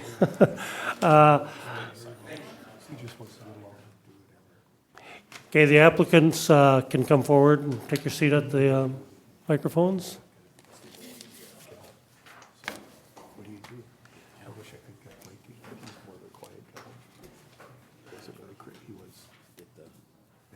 Okay, are we ready to begin? Do we need a little break? What? Good to go. You'll make this a quick one. Yeah, okay, the next item on the agenda is Kenneth Brown, 35497 Sullivan Drive, Hillman. Application for a variance to add on to a non-conforming structure and enlarge the deck located in Richardson Township on Sullivan Lake. Will the applicants please state their name for the record? Kenneth, excuse me, Kenneth Braun. Lori Braun. Lori? Yes.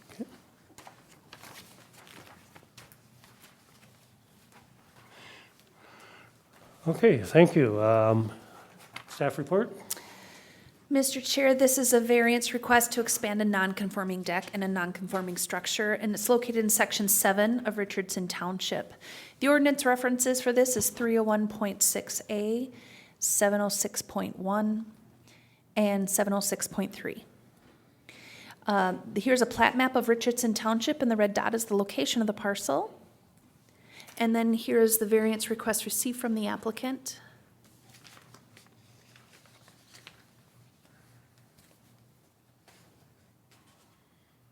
And then here's also a site drawing provided by the applicant.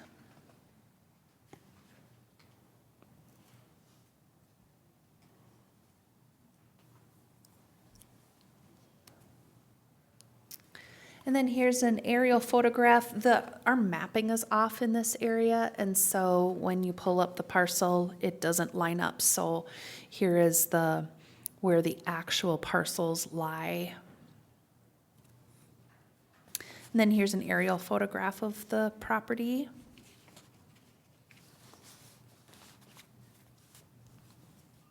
And then here's a view from the water. And then these photographs were taken at the site viewing.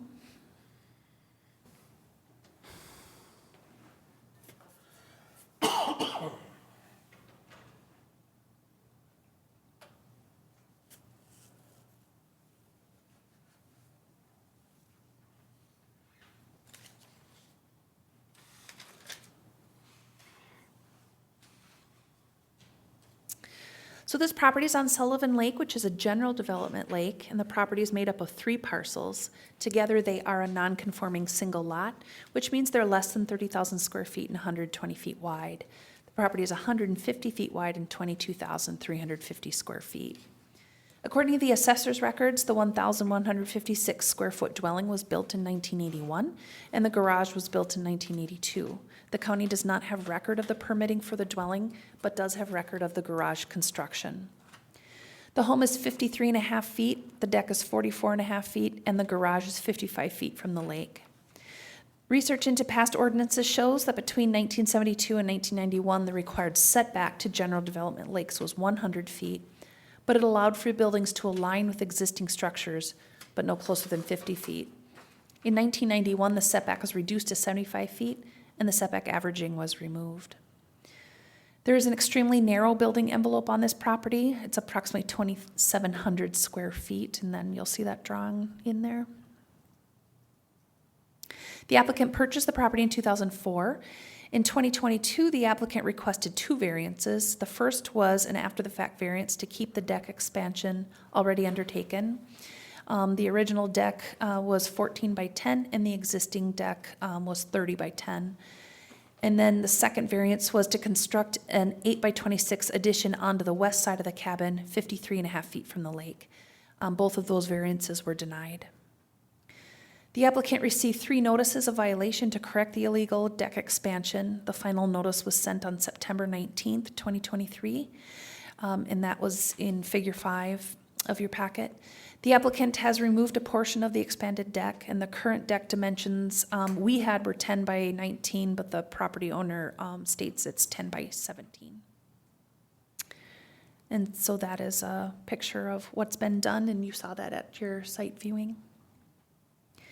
The applicant is requesting 2 variances tonight. The first one is a 14 by 16 addition onto the northwest side of the cabin.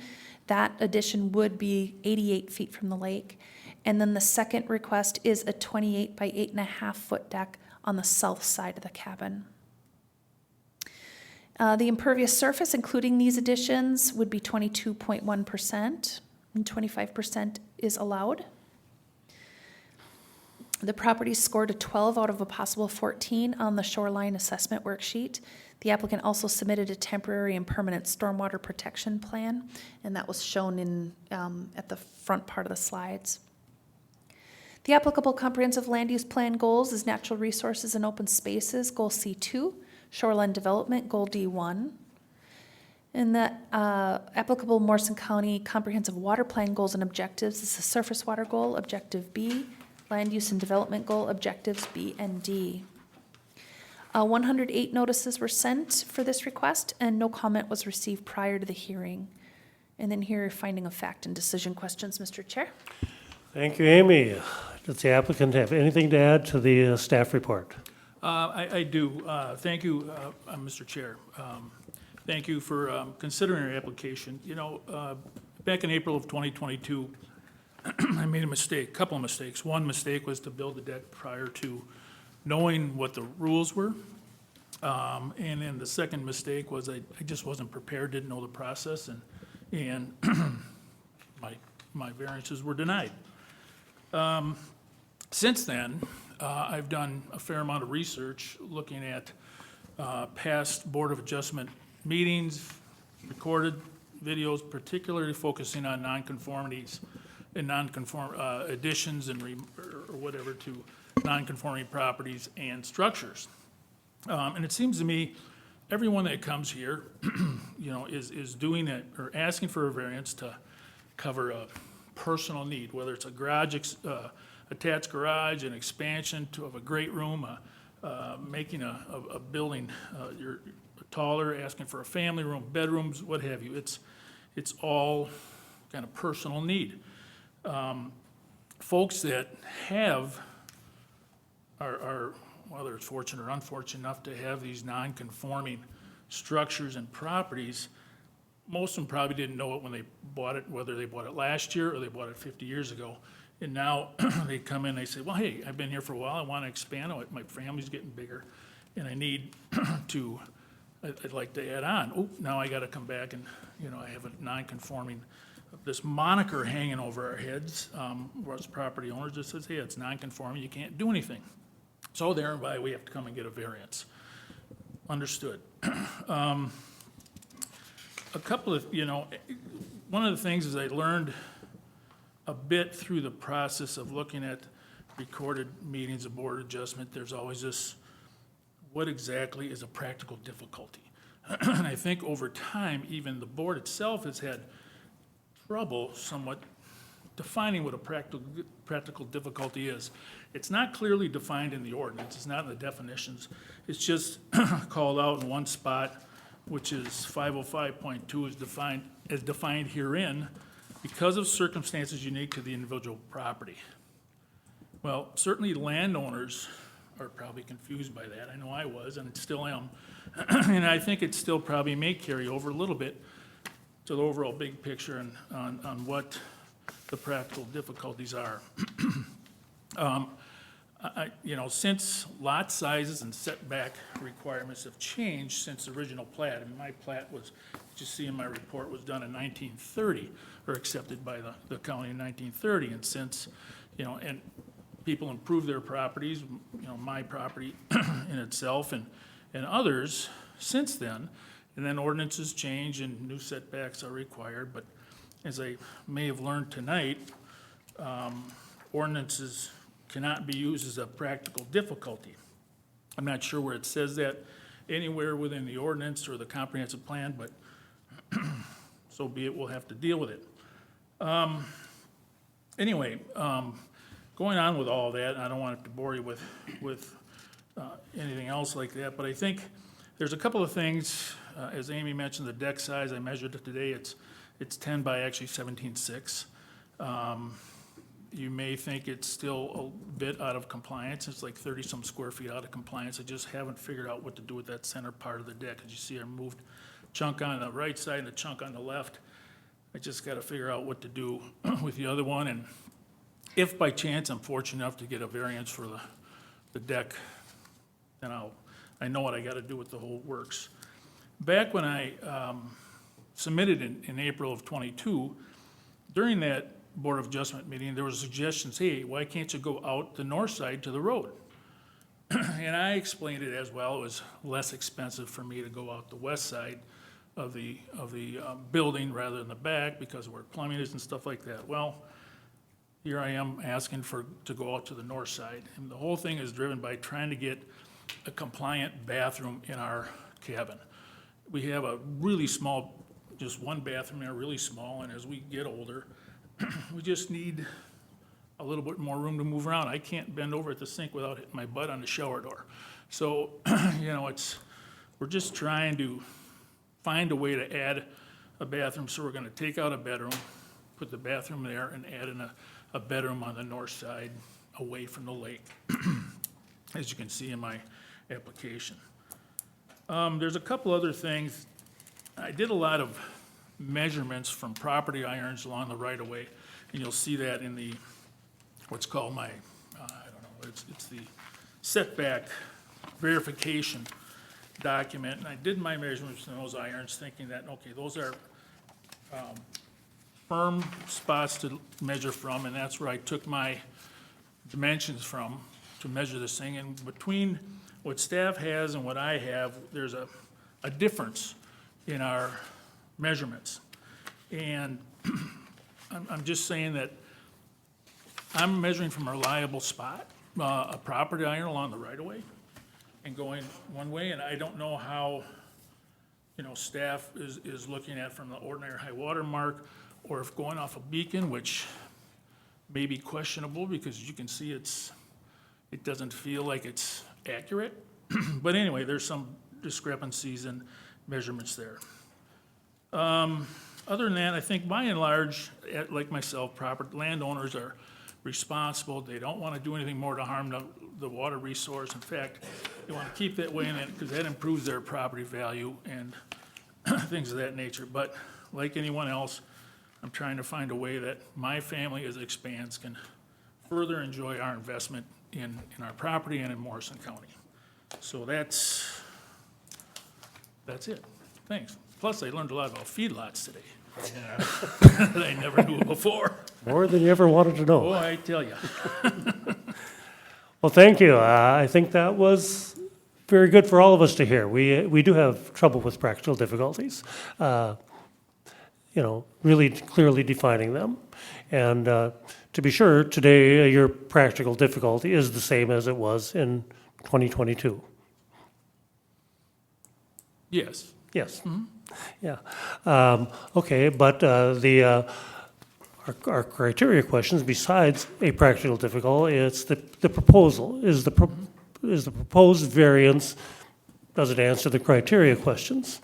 And I think we denied the addition to the house, that variance, because we had good reasons for it. And that was on the side, it was not in the building envelope, it was, it was in a waterway, yeah. You were proposing some other things that were not consistent with ordinance.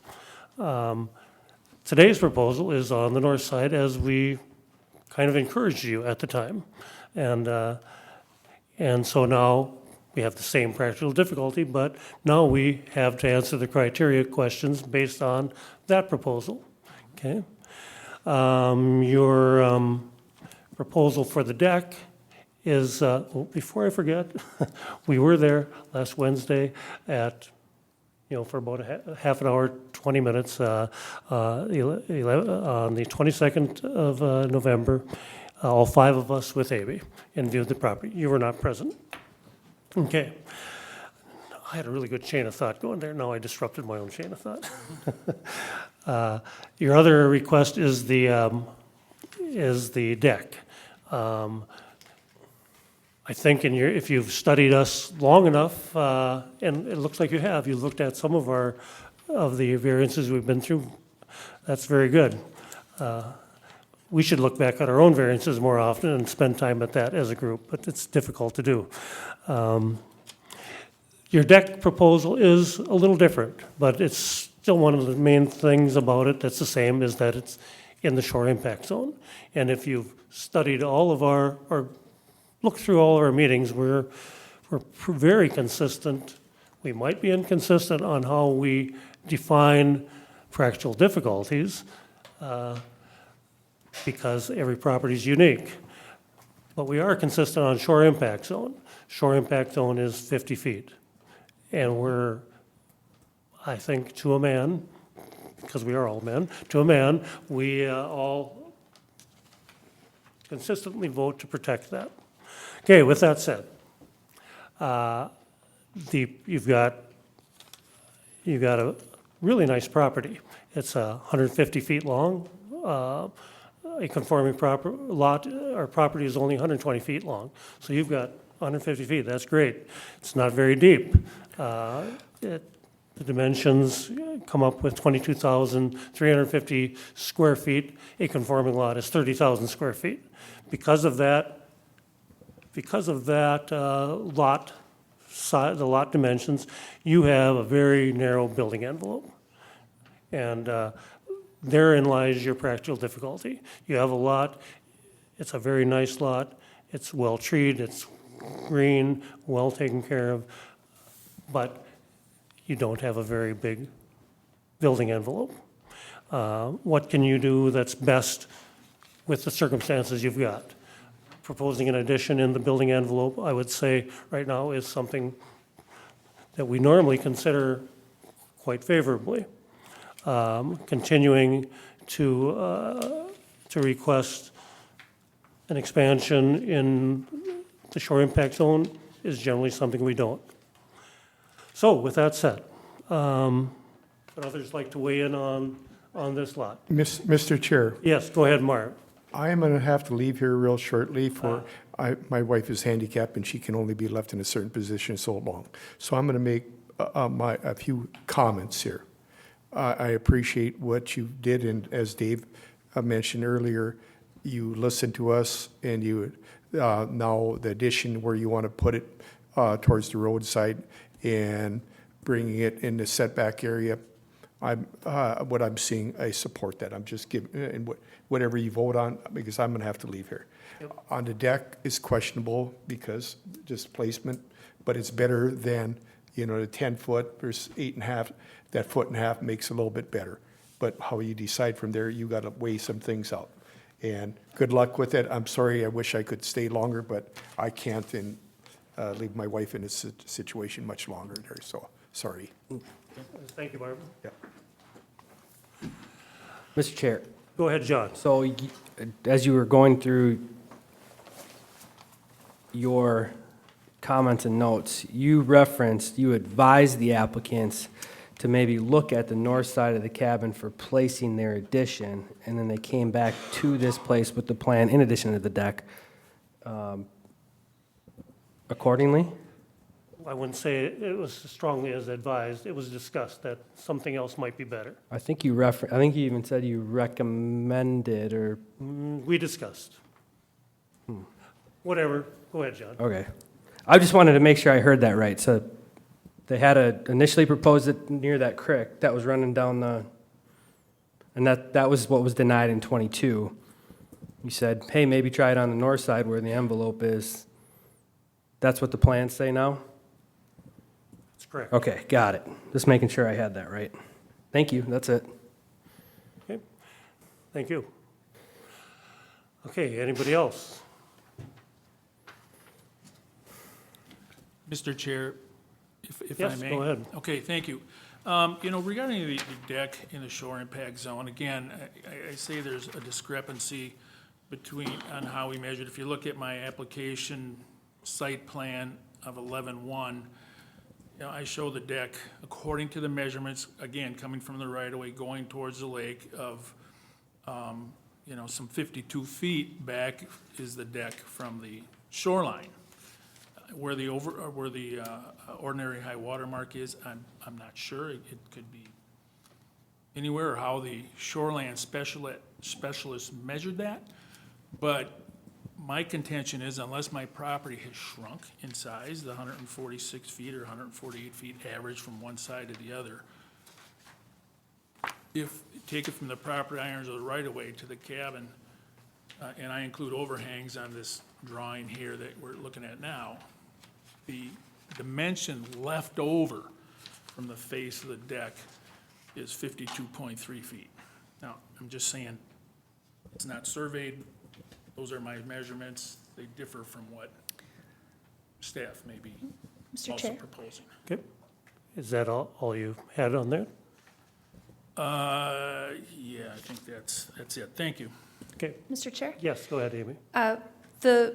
When we're measuring the distance of a structure from the lake, by DNR shoreland rule, we must measure that from the ordinary high water mark, which is a set elevation that the DNR uses, and we use elevation equipment, and we grab a benchmark and we measure that distance based on the current elevation of the lake. So that is a measurement that is, we can't measure how far you are from the lake based on how far your pin is in the road. It has to come from that set ordinary high water elevation that the DNR sets, and that's how we obtained those measurements. Okay. So I'm confident in those measurements. So could you clarify in the staff report, the deck is approximately 44.5 feet? Yep, I had sent the shoreline specialist out there to verify that, and that's what he came, excuse me, that's what he came back with. That's the current deck, or? Yes. That's the, not, okay. How many feet from the, how many feet was it from the lake before he expanded it without a permit? It didn't get wider, Oh, it didn't get any wider? no, So, it just got longer, okay. like So this the- way, not So the deeper. original deck, 44.5. Okay, thank you. Mr. Chair? Go ahead, Clint. It's a question for Amy. So Amy, over time, the ordinary water Does not change. never changes. No. So when we take that elevation, yes, the water level might be higher or lower, you might have a high, but that elevation is the same.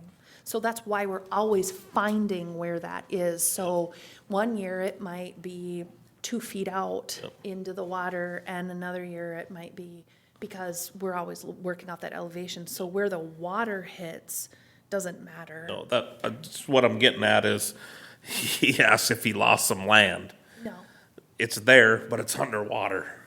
Maybe it's Well, not, currently it's it's not. underwater. Yeah, right, But you know because what of I'm how saying? dry it is. So Excuse that, me, I have to get to- yep, that's where I was going with it is, some of the land is underwater then, and then, so your measurements, so you actually, if you look, well, you can't go by beacon, but you look at your lots extend into the lake. You know, so that's why you're gonna probably be off if you measure from the road. Well, if you measure from the road all the way your length of your lot, you're gonna notice the next pin's gonna be out in the water. That's where I'm getting at. Yep, Mr. thanks, Chair. Clint. Yes, go ahead, A Amy. licensed surveyor would determine it the same way we do. They'd be grabbing that ordinary high water mark and measuring off the ordinary high water level of the lake. Okay, you're just lucky you're not on a lake like Crookneck or Chaminade in Morrison County lakes that we deal with. Right now, I think Chaminade is 13 inches above ordinary high water mark, something like that, which is lower than it used to be. Mr. Chair, So, sure, go ahead. just two other things. Just for my own knowledge, then, is it for me to verify that? Do I need just a survey to check that ordinary high water mark and that length? Just- You would need the gauge reading from the DNR. And you'd work off a benchmark. So the DNR on Lake Finder has, they list what the ordinary high water mark is for every lake. And then you would get the gauge reading, the current gauge reading from the DNR, and then you would generally use a laser level or survey equipment to then shoot that elevation.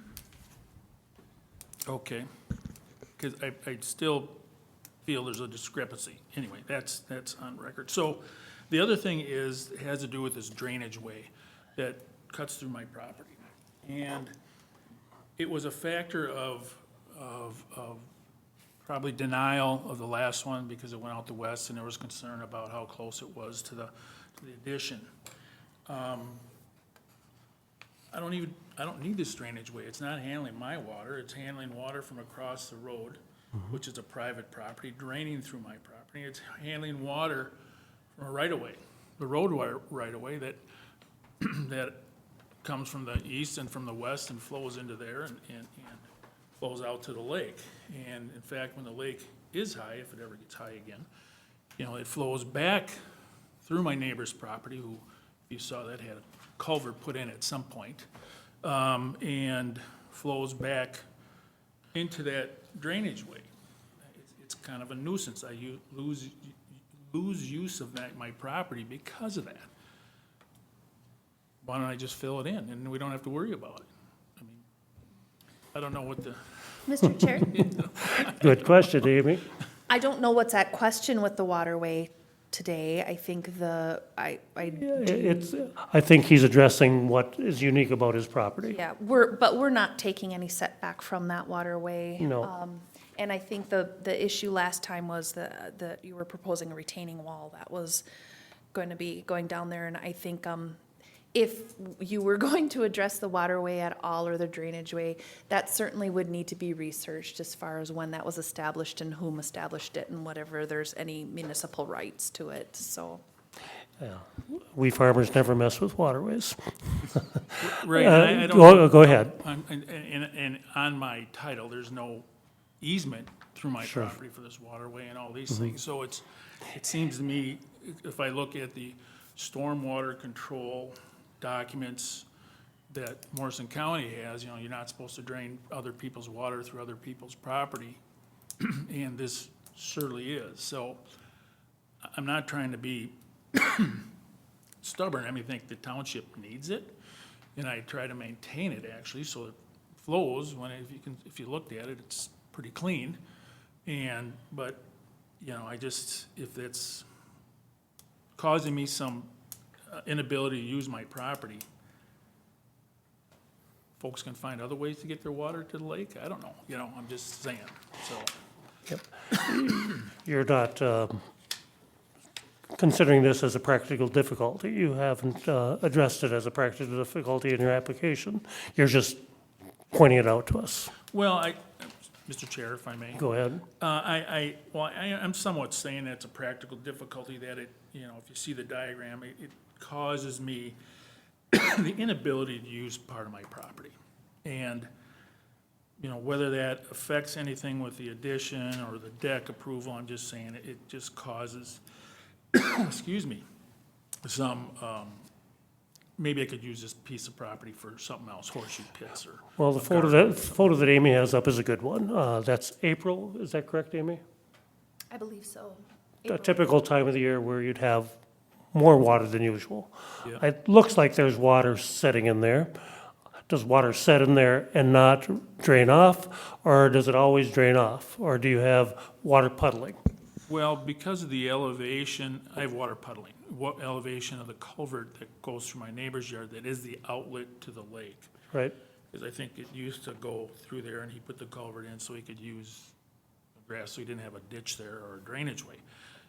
Yes, when the lake is too high, it backs up onto my property. Or if in the spring and the year when there's a lot of melt off, I get a lot of water coming through the culvert from the north, through the road there. And if we get a heavy rain, both east and west on the roadway ditch, water comes in and goes out that way. In fact, probably.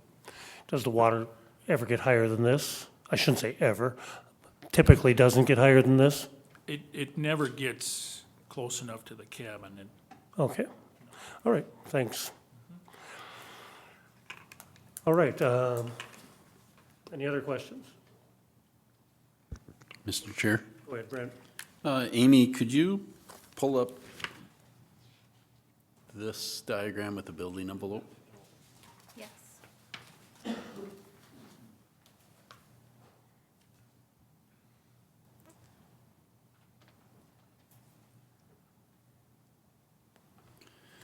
So looking at this diagram, obviously, we know that these three lots are your lots, and they're offset. So like the one on the far left would be splitting the property, but they're splitting the house, but that would tend to be over that waterway, correct? yeah, it's, according to my document here, my property line is probably 15 feet So if we to the were. west of the waterway. Yeah, so if we were to move these three lots that are overlaid here to the left, that building envelope in red would actually somewhat follow along the north side of the cabin and the entryway, would it not? Yes, sir. Yep, if those are all shifted over. And so what you're proposing to us is this addition to go into what would be that building envelope identified here. Mr. Chair, yes. It's roughly 88 feet off the lake. I think that's what I think that's what staff report says as well. The addition would be 88 feet. Okay. All right. Got it, Brent? No, I had another question regarding the deck. So the deck was 10 by 14 originally, then it was stretched along the front. now it's been sectioned off, but you want to build it 10 by 17.6? Mr. Chair? Is that correct? Yes, yeah, go okay, ahead. Yes, so there's been a lot of conversation or communication on this deck, really between Darren and I and things on this thing, and there's emails. The original deck actually was long, was 17'6". And Darren and I agreed with that. He went back, he measured it, he saw it, what was on the house in 17'6". That's in an email. It's not on the official record, but went back there and we checked the framing and it was 17'6" wide. Unknowingly, 4 or 5 years ago, I expanded it to 30 feet. Okay, and that was shot down as an after-the-fact variance request in April of 2022. I just didn't know, again, what was going on there. So, talking with Darren, I'm saying, well, I'd still like to expand the deck, and I know what we're talking about with the shore impact zone, and I say we still have a little discrepancy there, but I asked him, I said, what can I do? He said, well, submit a variance for a new deck or a different size deck. So I did. So I made it a little smaller, so I went to 8 by 20. What am I saying here? I'm sorry, pardon me about that. On the screen here? Yes, 8.5 by 20 foot, 28 feet. Yep. So I just, following his lead, knowing that I can't keep the deck that I had, he said, I'd like to still expand a deck. So here's a new one, 28 foot by 8.5 foot. Made it a little narrower. Hopefully that could be considered even less impact on the shore impact zone or outside of it, depending upon how you measure. But anyway, does that answer your question? Yeah, it kind of does. I'm trying to understand why. I mean, you would likely be able to build that 14 by 10 deck and replace that, but it's changed to the 8 foot.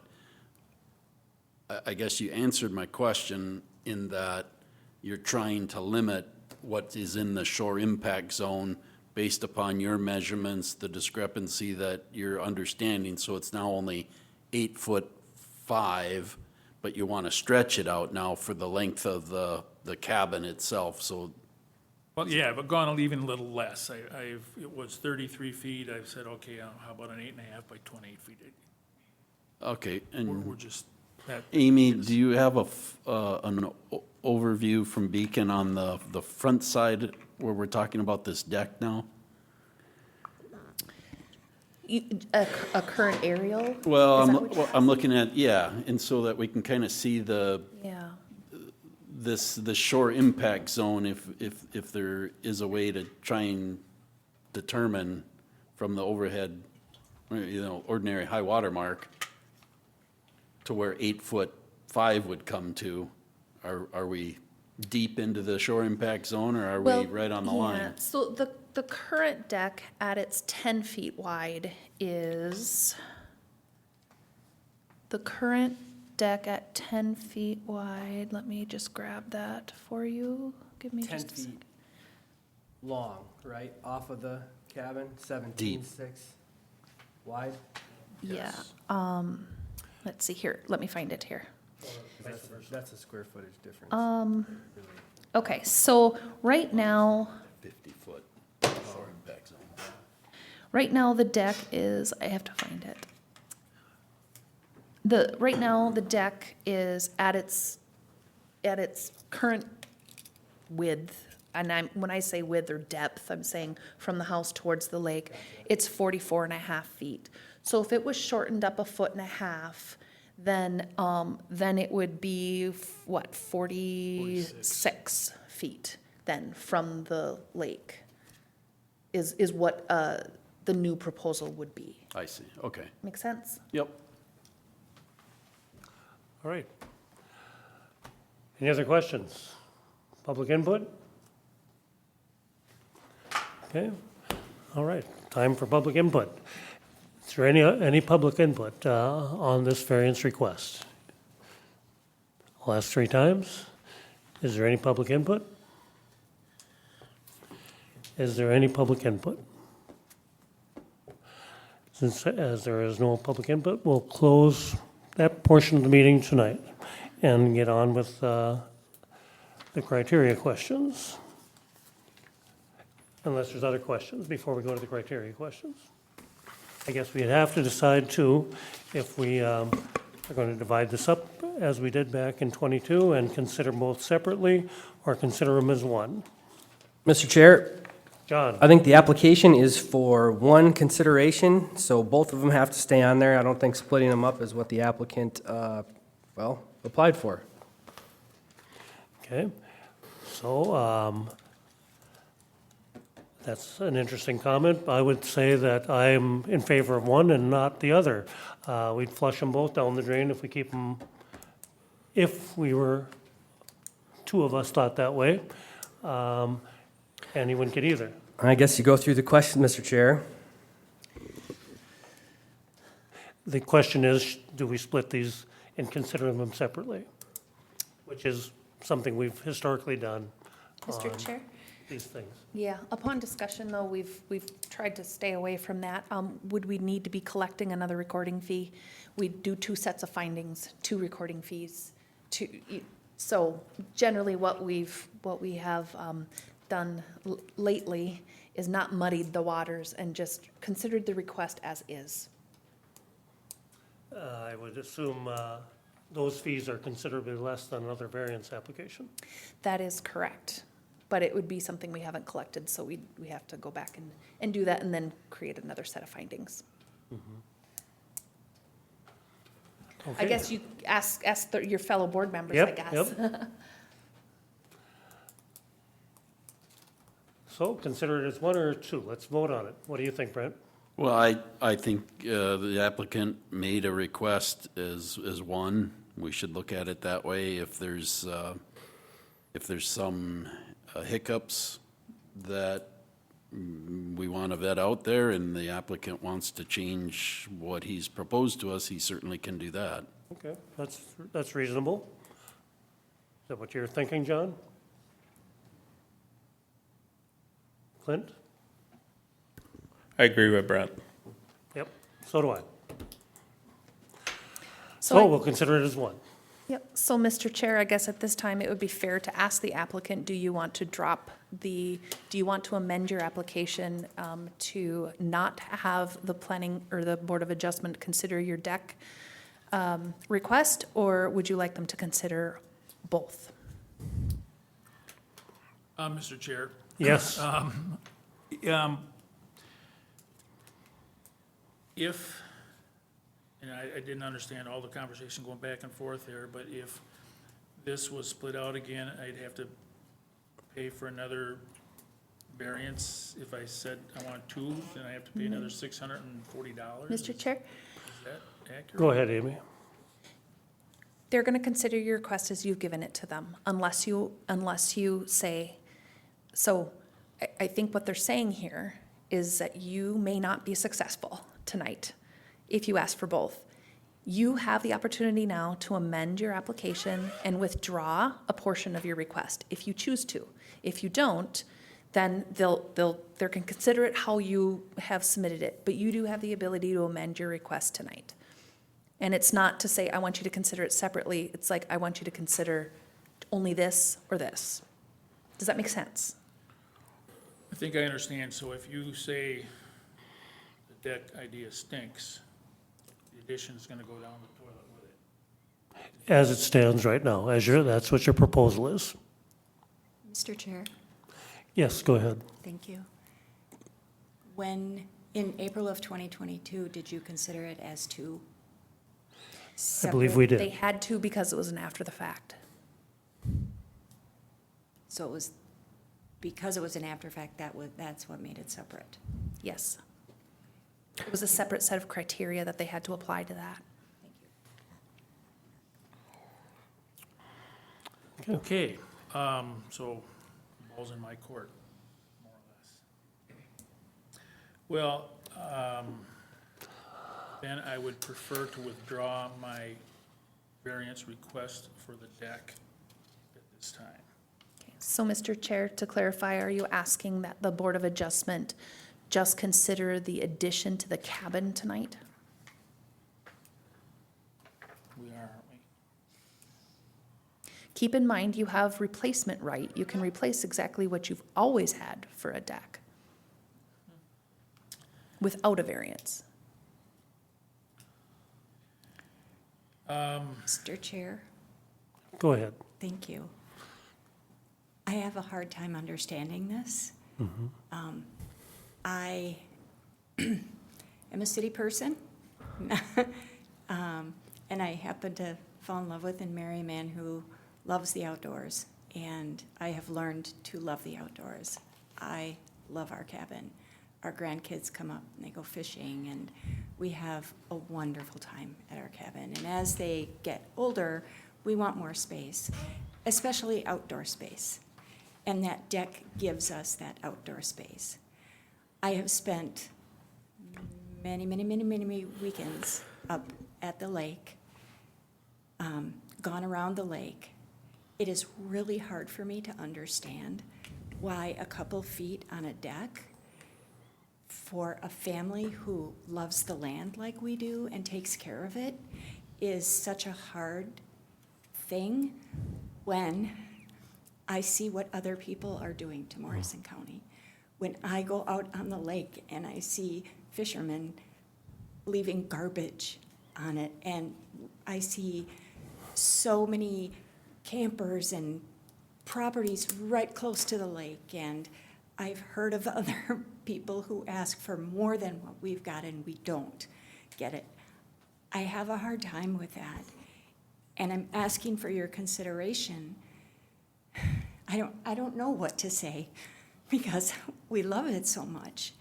And for us to go back to that small deck when we've got so much property there and other ways that we can be respectful of the lake, in my opinion, right? I am not a farmer, far from it. I'm a nerdy accountant. But when I read these criteria about, is it in harmony with the general purpose and intent? We love our land. We want to have dinners out on our deck. And you're saying no, but I see so many other, what I'm sure are clear violations, and people who are not as respectful of the land that we are. So I just ask for that for our family.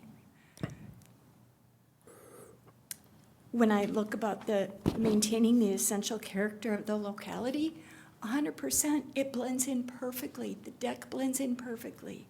We're not impeding any water. If we are, is it this much? You know, is it a foot? Is it a foot and a half? What does this do when you're talking about, in the grand scheme of things, in 3 lots, what is this much of a deck?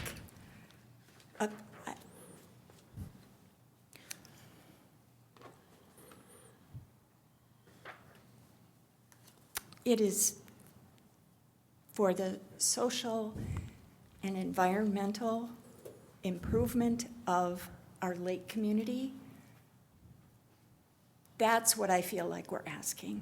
We're not asking to hurt the lake. We're not asking to, I don't want you to have to compromise your duties, but for the county, however, you do have flexibility. You are granted the ability, if what I have described might come near a practical difficulty, I would ask that consideration. Thank you. Thank you. All right, so how are we moving forward here? Mr. Chair, risk reduction, right? So you have 2 things on deck. You've paid 1 fee for this. If it gets denied, you already heard from your board, this chair up here, that you're probably good. on the other one, which is going to cost you both times anyway. So you have a chance right now to get both of them through. So if I'm looking at this strictly from a risk reduction or a risk mitigation perspective, it's $1,200, and I know I got my addition on, and I can go back to my original deck, right? Or it's $600, and I might get both. I don't know why there was influence in language used ahead of what our criteria questions were around what was a stinky idea and what wasn't. That just happens once in a while. So what we need to do is just go through our list, what's reasonable, what's not reasonable, what's a practical difficulty, what's not, and just walk through the actual request itself. That's me not saying go that direction. That's what I would do, because I'm watching the rest of this unfold from how it should have happened, and we should have just gone to your request in the first place. Here's your application, here's your deck, here's your addition. Let's talk through it, let's talk through the questions. Let's not try to influence other members by saying this does stink, doesn't stink, and just have a conversation and then vote on it. That's what I think should have happened, Mr. Chair. Well, you might get a turn as chair next year. It is what it is. I thought in our discussion we were trying to find practical difficulties for the deck.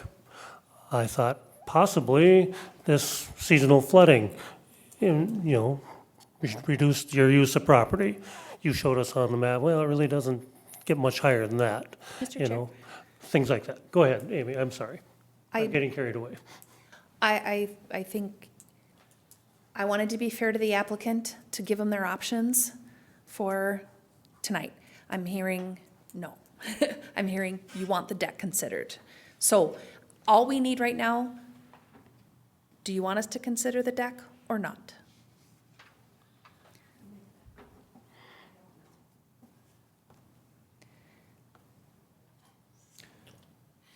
Well, I guess at worst case, it cost me another $640 to apply for addition if I don't get it. So, Mr. Chair, Yes? is our choice, it's either one or, Mr. Chair, it's completely, not that. it's completely up to you. This is what you've asked for. This is what they can vote on. Do you think the criteria questions could all be answered positive? I think, Mr. Chair, I think he was trying to do you a little bit of a favor here, to at least give you part of what you are asking for, at least in his mind, and the way he's gonna vote. I don't know how the rest of these guys are gonna vote. I just wanted to give you every opportunity that you have, to do. So I guess and it's sounding to me that this deck is the most important. And really, you have to ask for what you want, ask for what you need. If that is what you want, if that is what you need, and reasonable use of the property is not a patio set on the lawn, because we're not prohibiting anything between the deck and the thing as far as anything else, table and chairs isn't prohibited off your deck, but if it needs to be on a deck and it needs to be 30 feet long to meet, your reasonable use of your property, then that's what needs to happen here. So I guess that's what I'm hearing, is that that's what they've asked for. So I think, Mr. Chair, we should just consider it. Mr. Chair. Back to you, Mr. Brown. Yeah, you take some time to talk about it. Yeah, we'll pull away the request for the deck. You'll what? We'll Send. Yeah, we'll withdraw our request for the deck expansion this evening and deal with the addition only. Okay. All right, we'll honor that request. Okay, so we all know what the question is before us, or what the variance request is. Okay, and we are ready for the criteria questions. Okay, The request is in harmony with the general purposes and intent of the Morrison County Land Use Ordinance and Comprehensive Plan. I will start out. You have a very nice property, a beautiful property, a well-maintained property. You've done the shoreland review, and it comes up with a very good score. Obviously, the big thing is that your property is a small property. It's 22,000 square feet versus 30,000. In 30,000, many more things can happen than in 22,000. Got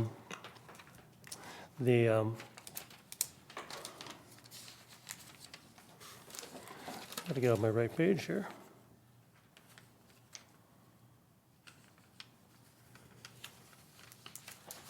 Your proposal for the expansion of the house or the cabin is within the building envelope. It meets, by itself, it would meet the setbacks. It needs a variance because it is being attached to a non-conforming structure. Does it meet the intents and purposes of the Morrison County Land Use Ordinance? The intents of the ordinance is to protect the environment, to protect the lake shore, to allow others to use it in a manner that it's intended for everybody to benefit from our natural resources. It definitely does. Anybody else on question number 1? Question number 2. Is the applicant proposing to use the property in a reasonable manner not permitted by the land use ordinance? Clint? Yes, I believe so. You kind of, what you stated is they're got a modest addition that they want. Excuse me, it is in the building envelope. Yes, it is touching a nonconformity as far as a structure, but we're out of the shore impact zone. It's not a huge addition. It's when we look at kind of how their lot is designed, they got three parcels to make up this lot, and it's just the way they were, and it's a little small, so they're tight, but they are looking at building in the building envelope. So I do think that this is reasonable for this property. Anybody else on number 2? Another thing that helps its reasonableness is the stormwater plan that you have attached. You've got a plan in mind for during construction and for after construction. And they both address the unique feature on your property of that waterway. This building proposal is far enough away from that waterway to meet the intents and purposes of the land use ordinance, and it is therefore a very reasonable proposal. Anybody else on number 2? Number 3, will the issuance of the variance maintain the essential character of the locality? John? Fits right in with the rest of the homes that are on the lake there, and you're hardly going to notice the addition in general anyway, so more than maintains the essential character.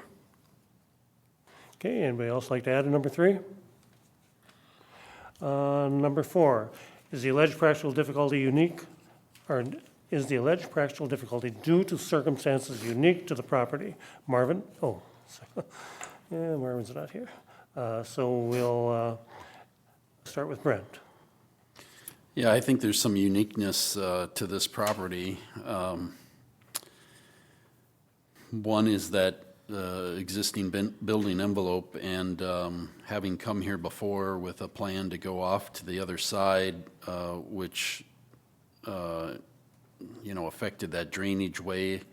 That drainage way is limiting the use of the property. We're trying to manage this in the best way we can with the use of that land. There's the shore impact zone on the front side. There's a 75-foot setback. The practical difficulty here is trying to fit something into the building envelope, which this does. But certainly trying to find a place to put that is unique to this property, and utilizing it the best way that you can. Okay, anybody else on number 4? Number 5 is the need for the variance created by actions other than the landowner or prior landowner. Same answer as question number 4. The unique design of the lot, this very small building envelope, was created by the original formation of the lot and subsequent ordinances that have come along and possibly changed in the meantime. At the time that house was put there, or the cabin was there, there was an averaging thing that lined them up, which allowed them to be placed closer to the shore. So, yeah, there's circumstances other than the landowner and or prior landowner's decisions. Anybody else on number 5? Okay, number 6, does the alleged practical difficulty involve more than just economic considerations? Clint? Yes, it does. We talked about a bunch of this. The lot size, the way it's built, he's looking at building in the building envelope. We have that ditch that runs through the west side of his property, or it just kind of tightens them up. If you look at them are some of the things that just make this practical difficulty that way. If we look at the economics part of it, this is the more expensive route. He tried getting through with a little cheaper route on the previous application on building on the side, and it just didn't work with the way the ditch goes through and being a little closer to the lake. I think being back away from the lake on the back side, it just fits in there. It's in the building envelope. There is a lot more that goes in here than just economics on this one. Thank you, Clint. Anybody else on number 6? Okay, are we ready to vote on the questions? Okay, we'll proceed to vote. Is the request in harmony with the general purposes and intent of the Morrison County Land Use Ordinance? Myself, the answer is yes. Clint? Yes. John? Yes. And Brent? Yes. Number 2 is the applicant proposing to use the property in a reasonable manner not permitted by the Land Use Ordinance. Clint? Yes. John? Yes. Brent? Yes. Myself, yes. Number 3, will the issuance of the variance maintain the essential character of the locality? John? Yes. Brent? Yes. Myself is yes. Clint? Yes. Number 4 is alleged practical difficulty due to circumstances unique to the property. Brent? Yes. Myself is yes. Clint? Yes. And John? Yes. Number 5 is the need for the variance created by actions other than the landowner or prior landowners. Myself is yes. Clint? Yes. John? Yes. And Brent? Yes. Number 6, does the alleged practical difficulty involve more than just economic considerations? Clint? Yes. John? Yes. Brent? Yes. And myself is yes. All the questions have been answered in the affirmative. Is there a motion to grant this request? Mr. Chair, I'd make a motion to grant this request. Okay, Seconded. motion is made and seconded. Is there any discussion on this motion? Is there any discussion on this motion? We'll proceed to vote by roll call. Aye in favor, nay against. I'll start with myself. Aye. Clint? Aye. John? Aye. And Brent? Aye. Motion carried. Okay, Thank you. yep, Thank you. now we can go home.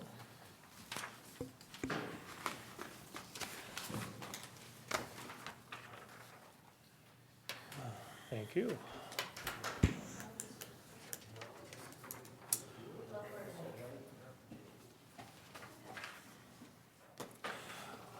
Okay, minutes from the previous meeting. Make a motion, we approve the minutes. I'll second that. All in favor, say aye. Aye. Aye. Okay, any old business? I don't have any, Mr. Chair.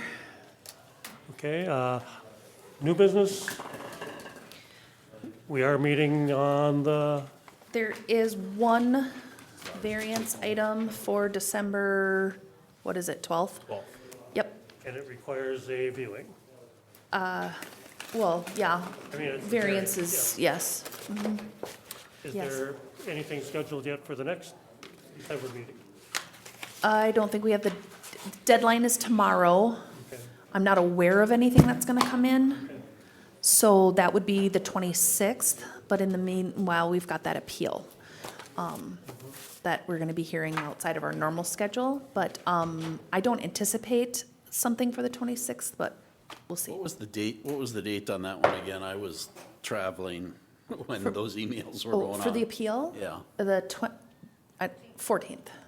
14th of December. Meeting is the 12th, the appeal is the 14th. At And the 9 appeal- AM here or, okay, No, the No. appeal is 1 o'clock in the afternoon. okay. Yes, and you'll be getting a packet very. So we'll meet soon. here again the 12th before the 14th. So That's correct, yes. Still have time to get it in my head. Yes, and you'll get packets on both. The floating sheet in your folder is for you to take home for the next year's meeting dates. And we'll be viewing on the 8th at the normal time. Yes. I'm out the 12th, You're out on the 12th? Okay, so, that's better than the 14th. yeah. Okay. Any other, The new appeal, business? right? When is the appeal? 14th. The 14th, yeah. So we have an appeal on the 14th at 1 in the afternoon. And but the regular meeting is on the 12th. And we only have one item. Clear as mud, John. No, I got it. I'm trying to figure out how to get out of stuff at this moment in time. Just keep me posted. I will. Mr. Chair, Yep, I make a motion we adjourn. I'll second that. All in favor, say aye. Aye. Aye.